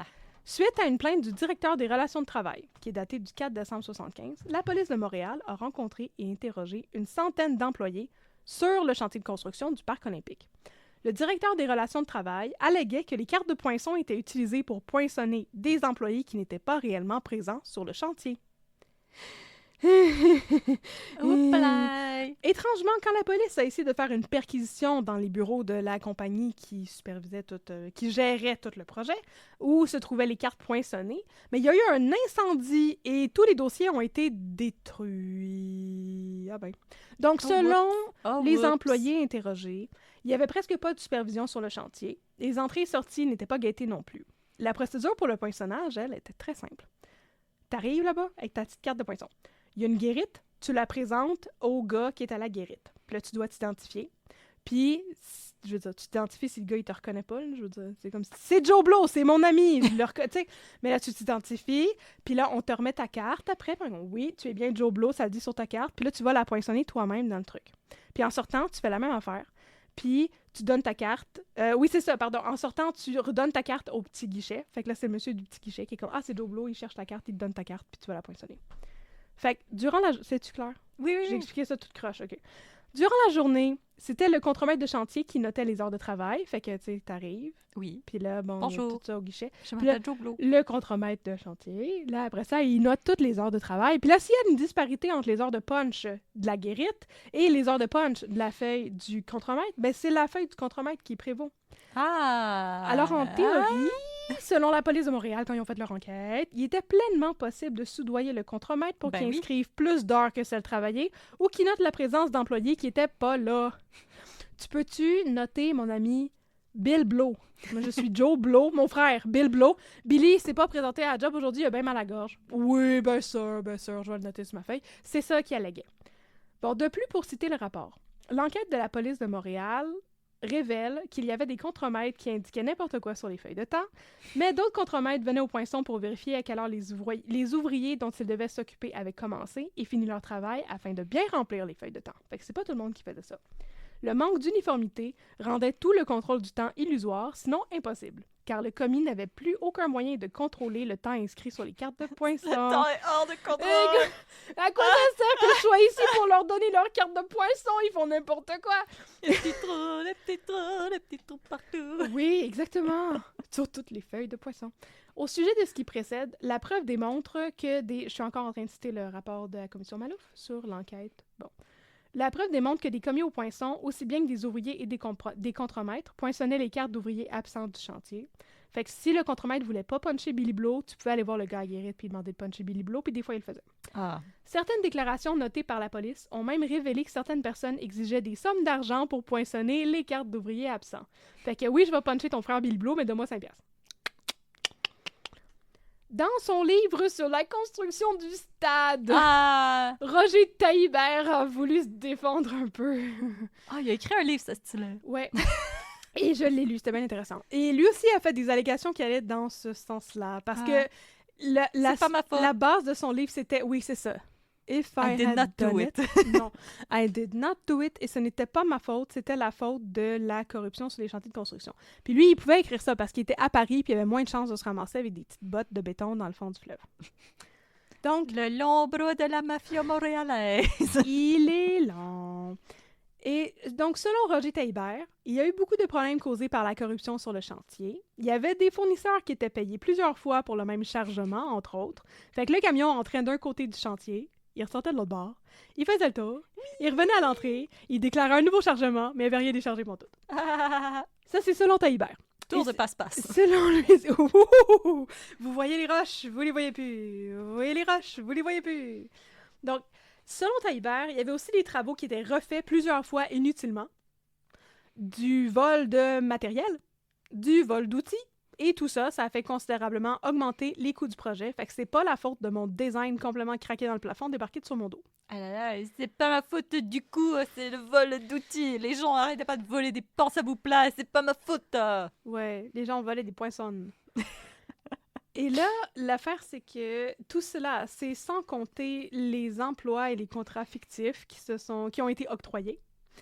En effet, plus d'équipements que nécessaire étaient loués pour garder plus de travailleurs sur le chantier, mais c'était des travailleurs qui n'existaient que sur papier, selon Taillibert. Parlant de dépassement de coûts, il y a aussi un cas célèbre qui sera rendu plus tard public dans le cadre de la commission d'enquête, justement. Celui de la grosse Bertha, qui était le seul cas que j'avais, la seule situation spécifique, en fait, de corruption que j'avais mentionné quand mon cas était en rodage à Jonquière. Donc, la grosse Bertha, c'était une grue. Elle est livrée sur le chantier. Et il y a 4 mois qui passent. Et la grosse Bertha, ben, la compagnie de location de grue, elle est payée chaque jour parce que la grue, elle est sur le chantier de construction chaque jour. Et elle passe 4 mois parquée avant de commencer à travailler. À faire de quoi. Et tout cela a été facturé 500$ de l'heure, 5 jours par semaine pendant 4 mois. 500$ de l'heure dans les années 70. Jésus, banane! Oui, mais c'était la grosse Bertha, OK? Tu sais, il y avait l'affaire qu'il pensait que ça allait prendre 2 grosses grues faire le truc, puis finalement, ça prenait comme 8 grosses grues puis 25 grues mini, là. Cette grue est mieux payée que nos professeurs. Cette grue est très bien payée, puis elle faisait rien pour tout. Pendant 4 mois. Après ça, travailler. En plus, il y avait l'affaire des médaillons olympiques. Ça, c'est l'affaire de la monnaie. Ouais. Bon, je sais, ça n'en finit plus de finir, cette liste de manœuvres irrégulières. Je m'excuse, c'est bientôt fini. Moi, je suis sûre que les gens, ils en redemandent. Ça fait combien de temps je parle? Une heure. On est pas correct. Bon. En janvier 76, là, il décide, nous allons créer des médaillons avec le logo du comité d'organisation des Jeux olympiques de Montréal. Puis on va vendre ça, puis ça va être des pièces commémoratives. Genre, moi, je pense que c'était mon arrière-grand-mère, elle avait une pièce de monnaie de l'Expo 67. Là, Fait que ça devait être de la monnaie commémorative, puis en plus, ça vient financer un petit peu les Jeux. Fait que, en janvier 76, on décide qu'on va faire ça, et le Kojo accorde une licence à une compagnie qui s'appelle Swisscon Watch Limited pour créer des médaillons. Et en échange, Swisscon s'engageait à verser au Kojo la somme de 210 000 $, dont 10% comptant au moment de la signature de contrat. Fait qu'ils vendaient à Swisscon la licence pour produire et vendre les médaillons. Ce qui est étrange, c'est qu'il y a 2 demandes officielles de licence qui se trouvent dans les archives de Swisscon. Une qui comporte la signature des vrais actionnaires de la compagnie et une autre qui comporte la signature de Monsieur Z, l'extorqueur de la compagnie Coin-Coin de tantôt, qui était un des principaux actionnaires du projet du village olympique. Il est partout! Oh yes!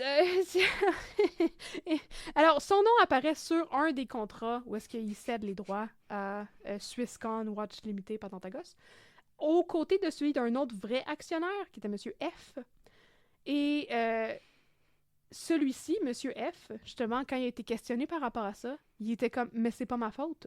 C'est un gars du Kojo qui s'appelait Gerald Snyder qui l'aurait forcé à s'associer avec Monsieur Z si Swisscon désirait obtenir la licence. Parce qu'il était comme « On va pas juste tout vous donner ça en Suisse puis plus jamais n'entendre parler. Vous êtes obligé de créer un partenariat avec quelqu'un qui est à Montréal. Prenez donc le gars qui est un des actionnaires principaux du village olympique. » Me semble.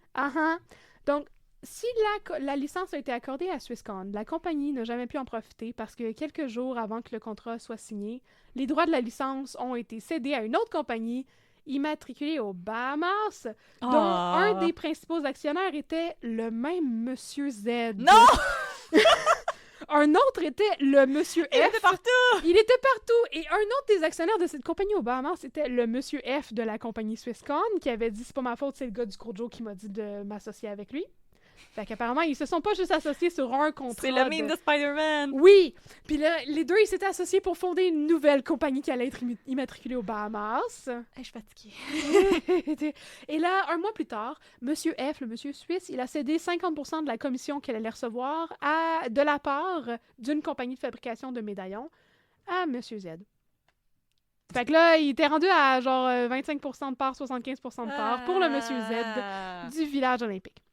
Mais le Kojo n'est pas exactement blanc comme neige dans cette affaire non plus, parce que l'affaire... Tu m'étonnes! Ouais! Parce qu'apparemment, les allégations de Monsieur F, qui était comme c'est le doute du Kojo, Jerry qui m'a dit de faire ça, ben apparemment c'était vrai. Ah ben... Fait que Monsieur Snyder, il commence par se défendre devant la commission Malouf. Et il se contredit aussi dans sa défense en affirmant qu'il n'était pas au courant des arrangements entre Monsieur F et Monsieur Z. Et puis après ça, il dit que c'est lui-même qui a eu l'idée de les amener à s'associer, question d'avoir un Canadien impliqué dans la transaction.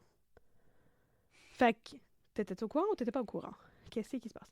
Fait que, fin 1977, la compagnie Swisscom / la compagnie des Bahamas avait une dette de 92 000 $ envers le Kojo, ce qui représentait le solde du montant minimum de droits garantis par Swisscom puis la compagnie des Bahamas. Or, il semble que le Kojo n'a jamais été capable de recouvrir ce que les compagnies lui devaient, parce que Swisscom a fait faillite, suite à une requête en faillite déposée par une autre compagnie détenue par Monsieur Z.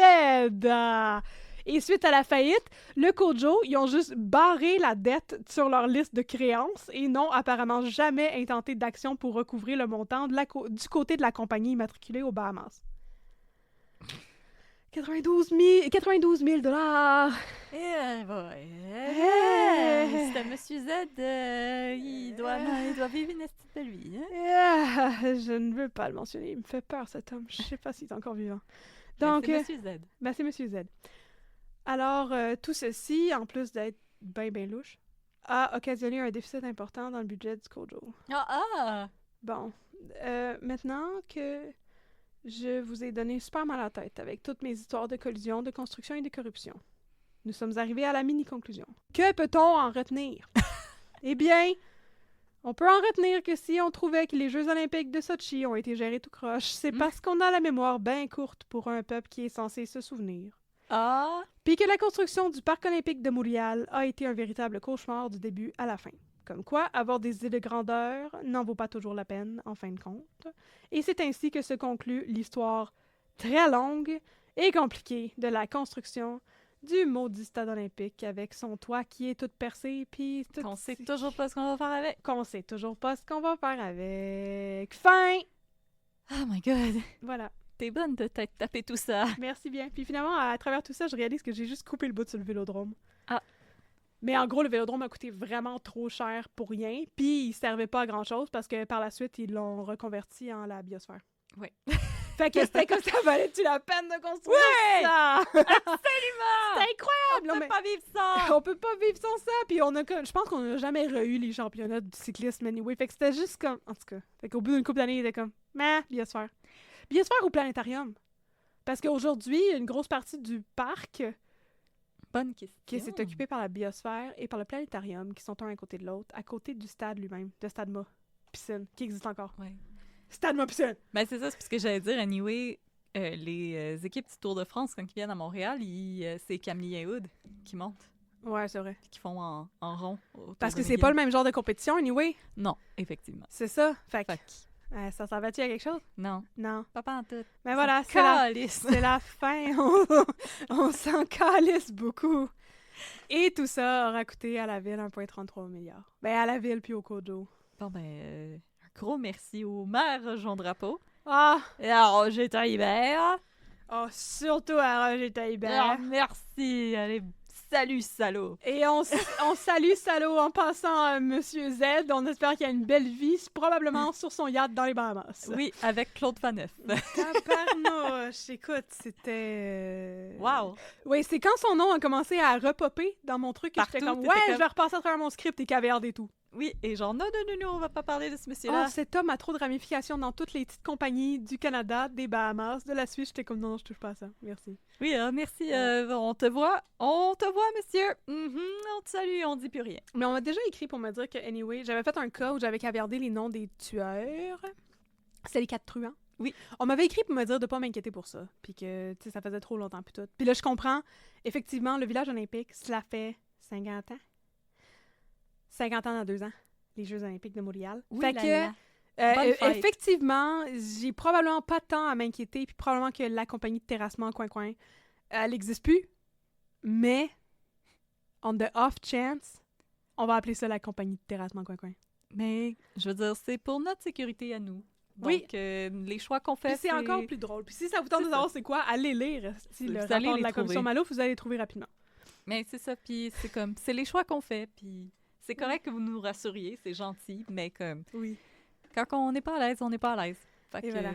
c'est tout ce que j'avais à dire là-dessus. Ben, merci That's all I infiniment had pour to say ce, about- ce morceau d'histoire. Yay! Je suis vraiment contente d'avoir rodé mon cas sur le parc olympique. Puis Puis- c'était comme vraiment plus intéressant que ce que je pensais. Ben, les gens de Jonquière t'y encourageaient chaleureusement. Oui. Ça m'a appris beaucoup de choses aussi sur comment avoir des pratiques d'affaires louches.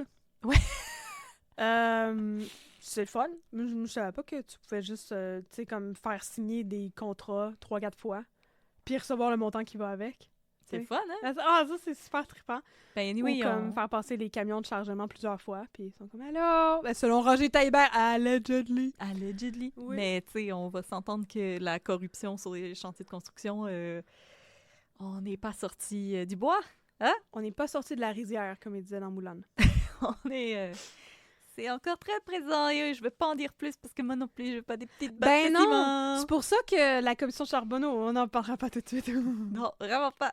Non. Vous l'avez demandé et on va pas le faire. Ouais, c'est intéressant. À moins que je le fasse en caviardant tous les noms de tout le monde, Fait que sans le bip, même... puis le bip, il a dit à bip, mais Il a le dit à bip, bip, bip, bip, bip, bip, bip. Ça me prendrait une liste, au lieu des acronymes ou des chevaliers d'émeraude, là, ça me prendrait une liste, puis c'est juste comme tel gars, c'est bleu turquoise, tel autre gars, c'est jaune apricot, telle autre personne, c'est Comme rouge avec les des barres. alarmes dans Dancing Expert Oui, chez vous. exactement, mais c'est ça. Je préfère quand même pas faire ça. Ça prendrait trop de temps. Of my Ça va juste être processing. des bips, puis les gens vont faire comme, mon Dieu, c'est un robot qui a enregistré cet épisode. Oui. Ils sacrent sans arrêt, ces femmes, mais elles sont tout le temps Mon censurées. Dieu. Bip, bip, bip, bip. Ils sont donc pas vulgaires. Yeah! Fait que oui, ça c'était comme le plus proche que j'étais capable de faire. La commission Charbonneau, qui est une affaire qui m'intéresse beaucoup puis que j'ai beaucoup suivi. Bon ben, À suivre, Sans me retrouver dans le trouble. dans ton congé de maternité, tu vas pouvoir lire toute la commission Charbonneau.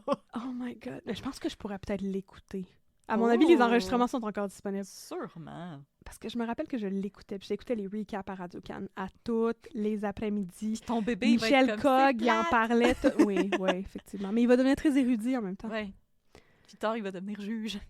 Il va devenir Ah. juge. Ma mère m'allaitait en écoutant des commissions d'enquête. C'est effrayant. Ça va C'est être plate en esti. Ça va être incroyable. Mais t'as dit déjà tantôt que mon fils, tu m'as dit en privé que mon fils avait des meilleurs, des taste buds plus développés que beaucoup d'adultes. Oui, oui.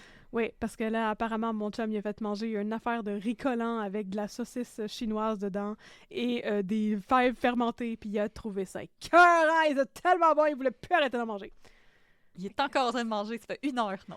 Voilà. Il est comme miam, miam, miam. Miam, miam, miam. Delicacy. Mais non, l'enfant aîné de Catherine, impressionnant. Il mange tout. Une Il vraie mange balayeuse. Oui.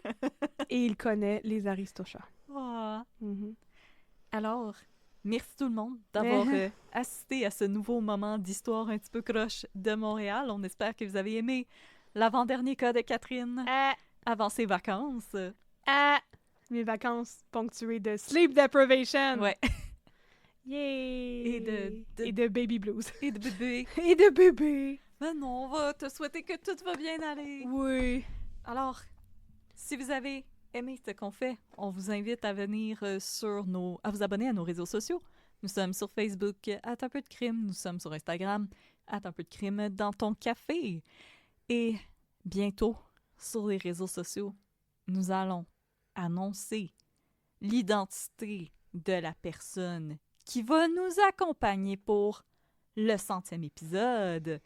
Il y a déjà des théories qui circulent, On espère que vous serez pas déçus. J'ai comme parlé super loin de mon micro. Catherine est partie dans une autre pièce. Non, j'étais juste à côté sur ma chaise. Alors, on va bientôt vous le révéler. On pense que vous allez être contente parce que c'est quelqu'un que vous aimez, que vous appréciez, qui fait un travail que Catherine et moi aussi on aime beaucoup. Oui. Alors, on n'en dit pas plus. J'ai nommé Denis Coderre. Ce qui paraît qu'il essaie de faire un énième comeback en politique. Ben oui. Et il faut. Ben oui. Il faut. Il fallait. Il faut. Il fallait. Et j'ai nommé Bernard Drainville. Chantal Maccabée. Non, ça, ce serait The Dream. Ben non, ça serait cool. Ce serait The Dream. Mais c'est certain qu'elle sait pas. En tout cas, fait que là, les gens savent que ce ne sont pas ces trois personnes. D'accord. Ah, on peut déjà éliminer. Je suis sûre que quelqu'un avait sur sa carte de bingo Denis Coderre. C'est sûr que les filles font un centième avec Denis Coderre. Ben oui, voyons donc. Avec qui d'autre? Avec qui d'autre, exactement. Avec qui d'autre? Bon. Et vous pouvez aussi vous abonner à notre Patreon où on va l'annoncer un petit peu avant l'invité spécial. Et grâce au Patreon, quand vous vous abonnez, vous avez accès à des avantages dont le Discord, des autocollants, les épisodes à l'avance et sans annonce. Alors, allez voir sur Patreon, magasiner ce qui vous plaît. Et entre-temps, nous allons saluer nos nouveaux Patreons. Mm-hmm. Alors, merci Étienne Bousquet. Même si tu n'es pas Étienne dans les traîtres. Merci Zéphyr Anthem. Qui vient d'arriver sur Discord. Oui, avec qui on jase depuis une couple de jours. Bienvenue. Bienvenue. Merci Audrey-Anne Tremblay. Merci Eliane Dicker. Et merci Imiko Poisson. Puis là, Imiko, là, c'est ton vrai nom ou c'est parce que t'écoutes The Boys? Ouais, hein? Ah! Il y a un personnage qui s'appelle Imiko là-dedans. Bon, ok, parfait. Ouais. C'est correct, tu peux garder ton secret aussi si tu veux. Ouais, aussi. On respecte ça. Non, c'est ça. Mais si t'écoutes The Boys, tu peux savoir que moi aussi j'aime ça, The Boys. Voilà. Voilà. Même si Amitié. j'aimerais ça que ça s'appelle The Girls. Mais il y a pas De beaucoup personnes de temps non-binaires. Girls. Ouais, effectivement, de personnes non-binaires. Alors, C'est ça. pour terminer, est-ce que tu voulais encore parler de Fugueuse? 100%, j'ai tellement d'autres affaires à te compter, t'as même pas idée. Ah ben écoute, the floor is yours, le plancher est tatoué. Laisse-moi prendre une petite gorgée de café. Non! Non! J'ai fugué pendant que Catherine prenait son café. Alors, pendant les dernières aventures de Fanny la fugueuse, Oui, Fanny n'est pas allée à New York. vient de fuguer. Ah, c'est vrai. Parce qu'elle est sortie par la fenêtre de sa chambre qui est dans le sous-sol de sa maison. Life pro tip, si tu veux que tes enfants fuguent pas par leur fenêtre de chambre, mets leur chambre au 2e étage de la maison, comme moi j'avais quand j'étais petite. Tu peux pas te pitcher par la fenêtre. C'est un peu haut. C'est un peu haut, mais donc elle fugue. Et elle part de la Rive-Sud avec son petit sac à dos et sa petite robe toute moulante. Puis elle s'en va à un party sur la rue Sainte-Catherine. Oh Je là l'ai reconnu, là. parce que c'est dans le bout où il y a tous les magasins, là, comme Happy Ouais. Hill, puis McGill, puis tout. Puis là, elle rentre dans un building, elle avait juste une adresse. Tu sais. Oh my Puis là, elle God. monte. Puis là, elle se ramasse dans un party avec plein de jeunes gens cool. Mais comme des jeunes gens, je dis jeunes, puis c'est comme tout du monde de fin vingtaine. Ouh là là. Cool. Mais ils sont encore jeunes. Puis là, oui, ils sont encore... Ben oui, parce que la soirée est encore jeune, et aussi ces personnes-là. Mais je veux dire, on se rappelle que Fanny, elle a 16 ans. Puis là, elle se ramasse là. Puis là, Natacha est comme « Ouais, t'es venue, tu veux-tu un drink? Trop yo! Je te présente mes amis. » Puis là, ça, c'est les 2 personnages dont je me rappelle les noms. Ça, c'est mon ami Carlo, qui est un gars cool, avec des Et il est un dreads, calamar. qui est un... Non, il est... Oui, Carlo, le calamar, OK, ouais, Il peut-être. joue de la clarinette. Ouais. Puis ça, c'est son ami Patrick, l'étoile de mer. Non, mais OK. Puis là, c'est... voici, c'est Damien. Ah, Damien, si tu veux te faire passer pour une avocate, il va te c'est craindre. la bonne personne. Damien est le chanteur d'un band fictif qui s'appelle Bones. Mais enfin, dans la vraie vie, Damien, c'est un des doutes dans Dead Obies. Fait que c'est un vrai chanteur. Mais d'un là, vrai ça aurait band. pu s'appeler les Live Obies. Ça aurait pu juste s'appeler Obies. C'était Ouais. meilleur que Bones Les comme nom. Alive Obies. Alive Obies. Fait que lui, il est vraiment cool. C'est un rappeur. Yo-yo. Puis là, ils sont comme yo-yo, je vais jouer ma musique sur le stage. Bra, Bra, bra. bra, bra, yo-yo. Puis là, en tout cas, là, elle a the time of her life. Mais elle boit un petit peu trop, tu sais. Oh Fait que non. là, elle se réveille le matin. Puis là, elle est encore De la là-bas. Pepito Puis là, elle est comme, Sangria. oh mon Dieu, j'ai mal à la tête. Et pendant ce temps, sa mère, elle s'aperçoit qu'elle est plus là. Whoop Puis là, elle est comme, ah, elle est où Fanny? Puis là, Son père est comme « Hey, Claude Legault, le père autoritaire, on s'en Oui. rappelle. » Lui, il est comme « Hey, attends qu'elle revienne à la maison, si elle va se faire parler par la tête. Les claques, là, les claques que je cache en dessous du divan, ils Père vont sortir. autoritaire, père autoritaire. » Fait que là, il est en mode père autoritaire. Puis là, ils font Oui. le tour. Là, ils vont voir la grand-mère. Ils sont comme, es-tu ici? Puis la grand-mère est comme, ben non, voyons donc, je vous l'aurais dit. Esti, je comprends bien qu'elle me fait confiance, mais je vous aurais pas laissé vous inquiéter. Ah, je suis pas épaisse! Je suis pas une esti de conne, je fais juste de la parentalité positive, Voilà. OK? Bon, fait que là, ils font le tour, ils la trouvent pas, ils appellent la police. La police dit, ouais, mais tu sais, est-ce qu'elle se tient avec des gens Louche. louches? Puis là, Comme les parents des sont comme, rappeurs. non. Est-ce qu'elle consomme? Les parents sont comme, non. Absolument pas. Absolument pas. Est-ce qu'elle a des comportements à risque? Non. Bon, ben, on va pas remplir de rapport de police pour fugue. Mais, tu sais, c'est comme, on considère pas nécessairement qu'elle a fugué. Tu sais, ça fait pas longtemps qu'elle est partie, elle va peut-être revenir. Puis là, finalement, ben, là, Oh Fanny, my God. pendant ce temps-là, living her best life dans le loft sur Sainte-Catherine. Là, elle se réveille, le Natacha est là, le Carlo est là, puis chose, là, Yes McCann. Damien. Damien, il est là aussi. Puis là, ils jasent ensemble. Puis là, Damien est comme, hey, en tout cas, t'étais vraiment hot hier, là, puis tu danses vraiment bien, t'as vraiment comme le groove dans le sang. Pour une fille blanche. Je te niaise pas, c'est vraiment ça. T'as le groove dans le sang, yo-yo, bra-bra. T'as le groove dans le sang, yo-yo, bra-bra. Puis là, il est comme, hey, tu sais, moi, là, on s'en va dans une couple de semaines, on s'en va filmer mon prochain vidéoclip à Miami. Puis j'aurais besoin d'une Pauvre toi. team de danseuses. Puis là, tu veux-tu être dans mon crew de madame qui danse dans mon clip à Miami? Puis là, il est comme, oh my God, c'était cœur. C'est mon Puis rêve! là, ils vont genre bruncher ensemble, là, ils parlent de tout ça. Après ça, ils vont faire comme les magasins. Il essaie de comprendre le menu voyons, le frier. Oui, Qu'est-ce qu'il y a dans un... Claude Legault a sauté dans un panier d'épicerie à Laval. voilà. C'est pas clair, hein, Non. j'avoue. Ils ont du fun avec leur nom, mais qu'est-ce qu'il y a dans leur Ouais. plat, on le sait pas. Fait que là, ils s'en vont bruncher. Là, après ça, ils vont magasiner parce qu'il faut y acheter un outfit pour danser dans le vidéoclip. Bientôt, Puis on s'en va au Urban Planet. Ouais. T'acheter un chandail avec un chat Puis puis là, un il achète slogan. plein d'affaires. Puis là, genre, Damien, il achète un blouson. Puis comme ça, c'est un cadeau pour toi, ma belle, parce que, genre, t'es vraiment belle. Puis là, après, je sais que c'est un peu plus tard dans Yo, l'émission, yo. mais on va tout rameuter ça, parce qu'anyway, là, Natacha a dit, il faut que j'aille à job. Puis là, Fanny, elle check son téléphone. Puis là, c'est comme 42 appels manqués de ton père autoritaire. Puis là, comme, je retourne pas chez nous tout de suite. Ça va être l'enfer. Je vais me faire battre. Ah, ça va être terrible! Fait que là, elle décide qu'elle va aller avec Natacha à son lieu de travail. Puis là, ils marchent sur la rue Saint-Denis. Avec leurs petits talons. Puis là, ils passent à côté du Saint-Boc. If you know, you know. Puis là, Natacha est comme, c'est ici que je travaille! Puis là, Fanny regarde, puis elle est comme, dans un club de danseuses exotiques! Oh mon Dieu! Puis là, son amie Natacha J'allais est comme, dire ouais, au sucre bleu. non! Dans le club de danseuses juste avant, Ah! qui aujourd'hui est le Gentleman's Choice. Mais Yes. c'est pas même ça s'appelle dans l'émission. Le Mais, tu sais, gentleman's option. Yes. The layman's option. Wow! Fait que là, elle est comme, oui, je suis une danseuse, mais comme avant que tu... Là, ça, Me juge. c'est là que ça rentre en mode watatata sur un esti de temps. Elle est comme, avant que tu juges mes décisions de vie, je fais cela de manière éclairée. C'est une décision que je fais. Et mon chum, Carlo, celui qui est un calmar, il était au courant que je suis une danseuse. Tu sais, c'est parce que Dieu m'a donné ce corps de déesse. Alors, faut que je le montre aux gens. Ça, c'est vraiment une affaire qu'ils disent à un moment donné. Ben là, je suis d'accord, 100%. Mais je suis 100% d'accord. Non, mais tu Fait sais, que là, il y a l'histoire dans comme la ce- Grèce antique, là, de la femme qui s'est fait accuser d'être indécente. Oui. Mais elle a dit, oui, mais Dieu m'a donné de si beaux totons, pourquoi je ne les montrerais pas? Puis là, elle montre ses totons, puis le juge est comme, effectivement, c'est illégal de cacher ses totons. Wow! Puis là, elle s'en sort, Je m'attendais parce pas qu'elle à a ça. des totons spectaculaires. Wow, ok, je m'attendais pas à ça. Ben, c'est ça qu'elle fait, Natacha. Fait que là, c'est ça. Fanny est comme, wow! Tous mes stéréotypes par rapport au métier des travailleuses du sexe sont en train d'être déconstruits. Puis là, éventuellement, elle retourne chez eux. Ah, OK. Ah. Avec sa nouvelle vision du travail du sexe. Avec sa nouvelle vision du travail du sexe. Puis là, son père lui fait manger un savon parce que c'est Ouh un là là. père autoritaire. Non, mais il est comme, là, tu me donnes ton sel, puis t'es privé de sortie ad vitam aeternam.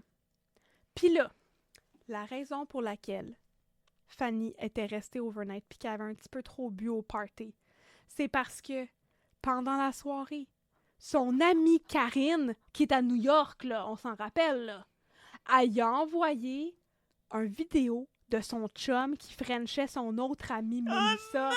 parce qu'il avait fait de la I, puis il est allé dans un nightclub. Puis là, Fanny, elle a reçu ce plaisir à brailler dans les bras de Yes Mécan / Damien des Dead Obies. Puis là, il était comme, c'est correct. Puis là, le French un peu, puis il était comme, non, faut pas qu'on fasse ça, on peut pas faire ça. On peut pas faire ça, on n'est pas dans un cabanon. On peut pas faire ça, t'as 16 ans et j'en ai 30. Mais c'est pas juste ça! Non, en fait, il y a 28 ans, c'est aussi terrible. Mais c'est pas juste ça, on peut pas faire ça. Genre, t'es triste, je peux pas profiter de la situation parce que, genre, ton chum te trompe pour, comme, t'embrasser. Ce serait pas correct de ma part. Parce que je suis, hashtag, un bon gars qui va pas pantoute t'inciter à entrer dans le monde de la prostitution dans 2 épisodes. Non. Hashtag Non. yo. Hashtag brop. Hashtag, attention. Hashtag entrepreneur. Attention, mesdames. Non, mais sérieux, c'est très intéressant. C'est complètement... Tu sais, je veux dire, là, tu ris beaucoup, là. Oui, Puis oui. je veux dire, c'est des vraiment broad strokes. Mais la façon dont ils représentent à quel point c'est comme insidieux, Oui. le milieu, justement, du Interlope. proxénétisme. Non, c'est pas le milieu interlope, c'est ouais. le milieu du proxénétisme. Parce que c'est bien beau, tout le speech sur les travailleuses du sexe, mais c'est pas ça l'enjeu principal. L'enjeu, c'est que, justement, elle se fait pogner dans les griffes d'un proxénète qu'elle pense que c'est son chum qui l'aime. Puis ça, c'est vraiment bien expliqué dans l'émission. Oui. Parce que là, bon, ben, gars, son chum, il revient, OK? Son chum, il revient du voyage à New York. Puis elle est comme, t'as frenché mon amie Mélissa, mais on peut quand même rester ensemble. C'est une erreur. Tu sais, elle est comme, faut que tu me promettes que tu feras plus jamais ça. De I. Non, jamais embrasser mon amie Mélissa. Puis il est comme, ouais, yo, je ferai plus jamais ça. Puis elle est genre, parfait, viens-t'en, on a make-up. Maintenant, il est genre 11h30. Viens-t'en, on s'en va je dans suis le cabanon. 30 minutes passé mon curfew, puis là, on va retourner chez nous parce que la mère a son amie Karine, OK? Elle a trouvé un condom usagé dans son cabanon. Puis là, elle a shamé Karine devant toutes ses amies pour ça. Puis elle était comme, wesh, ma fille, ramasse tes condoms, s'il te plaît. Puis là, après ça, Fanny te l'avoir pété comme, c'est pas le condom à Karine, c'est le condom à moi puis mon chum. On se cache parce que mes parents sont autoritaires. Puis là, la mère de son amie a dit, ben regarde, mets-les devant le fait accompli. OK? T'as 16 ans, tu n'as pas 13, tu sais. Tu peux dire à tes parents que t'as des relations sexuelles avec un gars qui a ton âge. T'sais. Qui est comme correct. C'est très, très correct, c'est ça. Fait que là, Fanny fait la décision très éclairée de revenir chez eux 30 minutes après son curfew. Après toutes les affaires qu'elle avait fuguées pour aller à un party, tu sais, bien sûr, ses parents sont déjà fâchés. Là, elle rentre chez eux, sa mère, elle l'attend, de pied ferme. Puis là, Fanny est comme, voici mon chum, il s'appelle Fred. Puis là, sa mère est comme, tu l'avais pas quitté parce qu'il avait embrassé son ami. Puis elle est comme, non, on est revenus ensemble, il va venir dormir à la maison. Puis Et sa mère voici est le comme, condom qu'on a utilisé dans le shack chez voilà! Karine. Mais là, c'est ça, dans le shack chez Karine. Mais là, sa mère était comme, OK, C'était le Shake Shack, littéralement. il va dormir. C'était le Love Shack. Ouh! The Love Shack,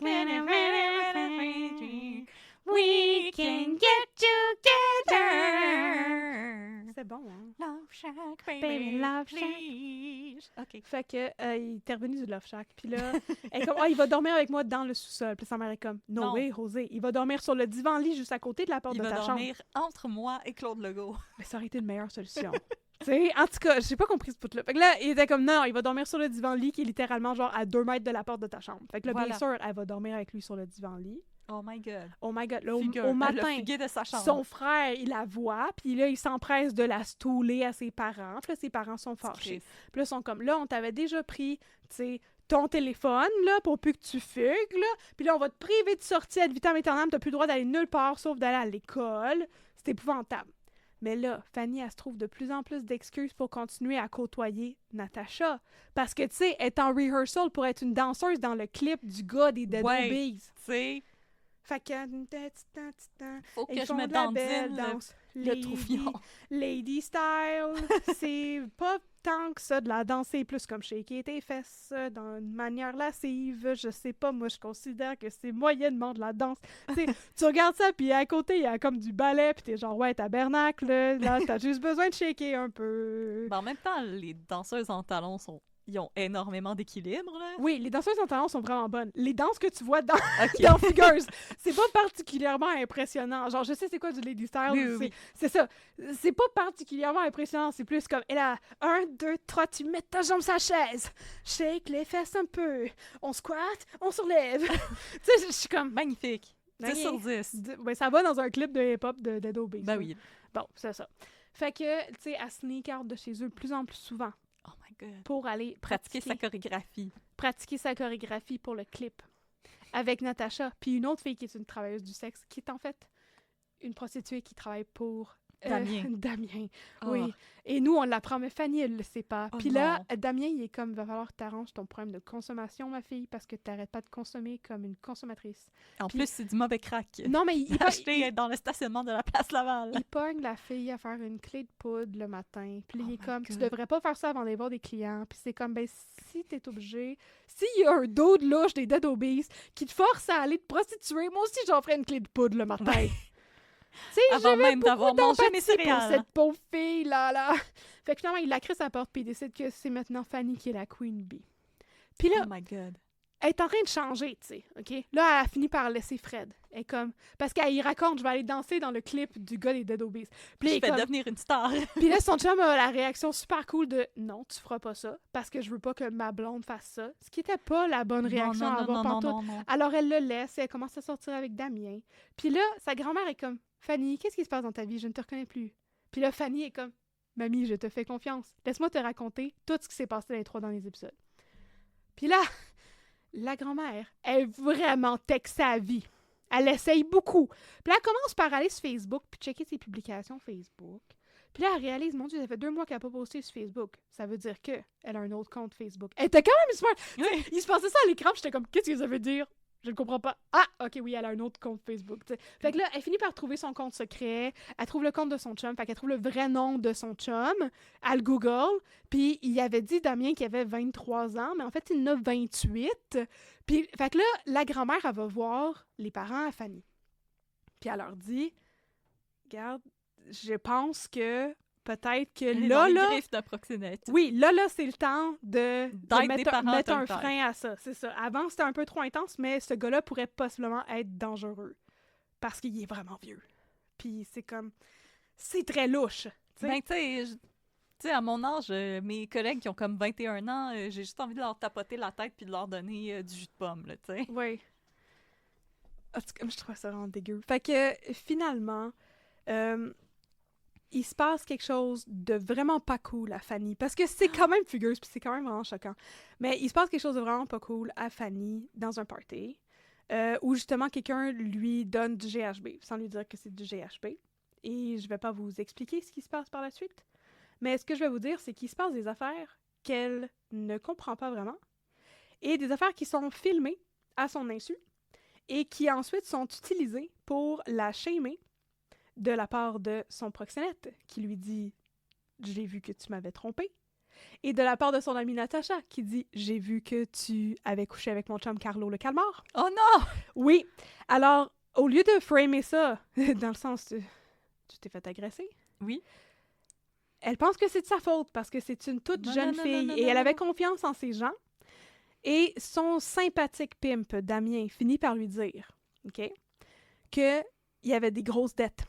Elle décide qu'elle veut l'aider, fait que elle commence à danser dans le même club que Natacha. Et éventuellement, Damien lui pète une coche puis lui dit « Je sais même pas si tu m'aimes pour vrai, parce que si tu m'aimais pour vrai, il y a tellement plus que tu pourrais faire pour moi. Il y a un de mes amis qui a vu la vidéo de toi et qui donnerait beaucoup d'argent pour coucher avec toi. Mais inquiète-toi pas, c'est juste du cul. Puis nous, ce qu'on a, c'est de l'amour. » Arc. Et c'est là que l'étau se referme complètement autour de Fanny. Et à la fin du 5e épisode, ben, commence justement sa réelle fugue.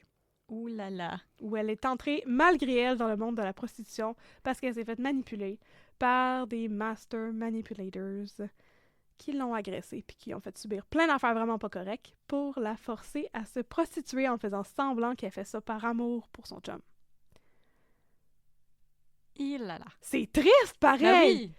Sérieux! C'est vraiment bon! C'est pas pour rien que je n'ai écouté genre 12 000 épisodes en un soir puis que j'étais tombée dans un rabbit hole. C'est vraiment intéressant. Mais je suis comme, comment qu'ils l'ont fait rentrer dans un club? Ils checkent quand même les pièces d'identité des danseuses, là. Elle s'est fait engager. Tu sais? Elle s'est fait engager comme danseuse. Puis là, pendant ce temps-là, tu sais, son amie Karine, qui a l'air un petit... Je suis vraiment désolée, mais son amie Karine a l'air un peu conne. Elle lui dit qu'elle est danseuse. Parce que pendant ce temps-là, elle est encore au secondaire, là. Avec toutes ses amies. Ouais, Puis elle est encore amie avec son ancien chum, là. Puis là, maintenant, son ancien chum, il sort avec son autre ami qui l'avait frenché dans un bar quand il faisait de la I, là, puis tout. Fait que, tu sais, ils sont tous encore amis. Puis là, elle dit à son amie Karine, « Je suis devenue une danseuse, c'est comme ça que j'ai autant de cash. » Ouh! Puis là, son ami est comme, ouh, c'est tellement sexy, ça a l'air vraiment le fun. Puis c'est comme, oui, ça a l'air vraiment le fun. Puis c'est vraiment le fun. Puis ce serait vraiment le fun. Si c'était ce que Natacha lui avait expliqué au début pour lui faire miroiter justement que c'est une possibilité qu'une jeune femme peut explorer de manière pleinement consentante. Mais l'affaire, c'est qu'il n'y a pas de consentement ici. Non. Parce qu'il se passe plein de choses. Puis Fanny, elle voit pas qu'elle se fait manipuler. Parce que c'était tout organisé, son affaire, l'affaire de GHB. Parce que c'était pas la première fille à qui il faisait ça. Carlo puis Damien. Est-ce que Carlo le calamar? Puis il était arrangé avec Natacha aussi. Tu sais? Pauvre figueuse. Fait que c'est triste parce qu'il y a tout le discours super positif autour du travail du sexe. Oui. Puis ce discours-là, il est utilisé pour manipuler. Le côté sombre du travail du sexe. Exactement, pour faire du trafic humain. Oui, parce que il y a C'est des gens super triste. qui nous ont écrit parce qu'ils n'ont pas aimé notre stance à toi et moi, pro travail du sexe et pro légalisation. Ben, il devait être pro fugueuse d'abord. Sexe, parce que on est consciente qu'il y a des gens qui font du travail du sexe et qui ne veulent pas faire du travail du sexe. Et la légalisation, ça aiderait à prévenir ce genre de situation. Oui. Parce que ça ferait en sorte qu'il y aurait plus d'encadrement Oui. au niveau de qui le fait, ils ont quel âge. Et qu'il y aurait plus de recours aussi s'il y a quelqu'un qui veut sortir de ça et porter plainte contre ton proxénète. C'est ça l'affaire, là. Ouais. Parce que de tout interdire, ça crée juste des réseaux interlopes comme ça dans lesquels les gens se retrouvent coincés et qu'ils ont peur d'avoir des conséquences eux-mêmes s'ils essayent d'en sortir. Ouais. Tandis que la légalisation, ça permet de dénoncer ce genre de situation-là et aussi d'enlever le tabou qui coince ces personnes-là dans ces situations-là. Donc voilà. Mais tant mieux que Fugueuse est capable de faire comme les... De faire les deux affaires, tu sais, comme yo. Faire la part des choses. Exactement. Non, mais sérieux, je trouve ça vraiment intéressant parce que, à regarder ça, justement, les conclusions que moi j'en tire, je pense pas que c'est les mêmes conclusions que Monsieur et Madame Tout-le-Monde, qui devaient beaucoup s'identifier à Claude Legault et Linda Johnson, les parents très autoritaires. Mais justement, l'affaire, c'est que ça a l'air de dire que c'est un des facteurs qui contribue à permettre à des gens de tomber dans des situations comme ça. Le fait d'avoir des parents à qui tu peux pas te confier. Oui. Mais c'est ça, je pense que, justement, pour une émission de grande écoute, c'est quand même assez daring, parce que c'est pas dit ouvertement, puis il y a sûrement plein de monde qui ont manqué le point complètement de l'émission. Mais l'affaire, c'est que c'est vrai que si elle avait eu des parents qui étaient plus humains, qui la traitaient de manière plus égalitaire, puis avec un petit peu moins de condescendance, puis un petit peu moins d'autorité, ben, quand elle s'est fait agresser avec l'affaire du GHB... Elle aurait pu aller les voir. Oui, parce que c'est encore une fois où est-ce qu'elle a découché. Puis là, elle retourne chez eux, ses parents sont en Saint-Sacrement contre elle, puis elle est juste en train de brailler, puis elle est comme, je vais aller prendre ma douche. Excuse-moi, mais c'est clair qu'il y a quelque chose qui s'est passé. C'est ça, là. C'est clair. Puis honnêtement, ce bout-là, c'est vraiment triste. Puis après ça, quand elle va faire justement sa première gig de prostitution, elle va voir sa grand-mère avant, puis elle dit « J'aimerais ça dire à mes parents que je viens passer la nuit ici, parce qu'il y a des tensions à la maison. Mais en fait, je vais aller passer la nuit avec mon chum. » Puis là, c'est là que son chum, il la convainc, puis qu'il l'amène pour se prostituer. Puis elle appelle sa grand-mère dans les toilettes du monsieur chez qui elle est, qui est un monsieur dans la cinquantaine, genre. Puis sa grand-mère, elle dit... Tu sais, elle demande comment est-ce que ça va comme tu veux, puis tout, puis elle se retient de pleurer au téléphone, puis sa grand-mère, elle dit « Tu sais que je t'aime, puis tu peux tout me dire, hein. » Puis c'est comme si ça lui donnait le courage, mettons. Puis elle est comme, non, c'est correct. Je vais faire ça. T'sais, elle avait besoin de se psych up pour faire ça parce qu'elle a l'impression qu'elle doit à son chum. Parce que le gars, il est dead obese, il a des grosses dettes de dope. Puis il dit pas que c'est des dettes de dope, il dit que c'est des dettes de production de musique. Oh! Puis il est comme, ouais, mon producteur, il va me péter les jambes. Puis c'est comme, non, t'as des dettes de dope. Non, les producteurs de musique, ils pètent pas les jambes. Non, c'est ça. C'est comme, ma carrière, elle va tanker si mon producteur me lâche parce que là, il y a trop de dettes. Puis tout. Elle a une grosse, tu sais. Fait que c'est ça, elle appelle sa mamie pour avoir du courage. Puis là, j'espère que justement, parce que la porte est ouverte, ben, sa grand-mère va rester comme un lifeline dans l'histoire. C'est ça. Exactement. C'est bien beau. Je trouve ça bien touchant. Je m'attendais pas à trouver ça touchant de même. Bravo, Daniel Proulx. Ouais, au début, j'étais comme, mon Dieu, c'est niaiseux. On dirait qu'ils disent que le gateway drug de rentrer dans la prostitution, c'est aller à un house party sur Sainte-Catherine. Non, le gateway drug, c'est de pas avoir été éduqué par rapport au comportement des prédateurs par tes parents, parce que tes parents pensent que tu coucheras jamais avec personne. Voilà. Voilà. C'est dit. Wow. Moment de réflexion. Et voilà! Alors, sur ce moment de réflexion, on vous dit 14. à la prochaine À la pour prochaine. 99e épisode. Ouh là là! Ouh là là! Paris à la clé de ton cœur.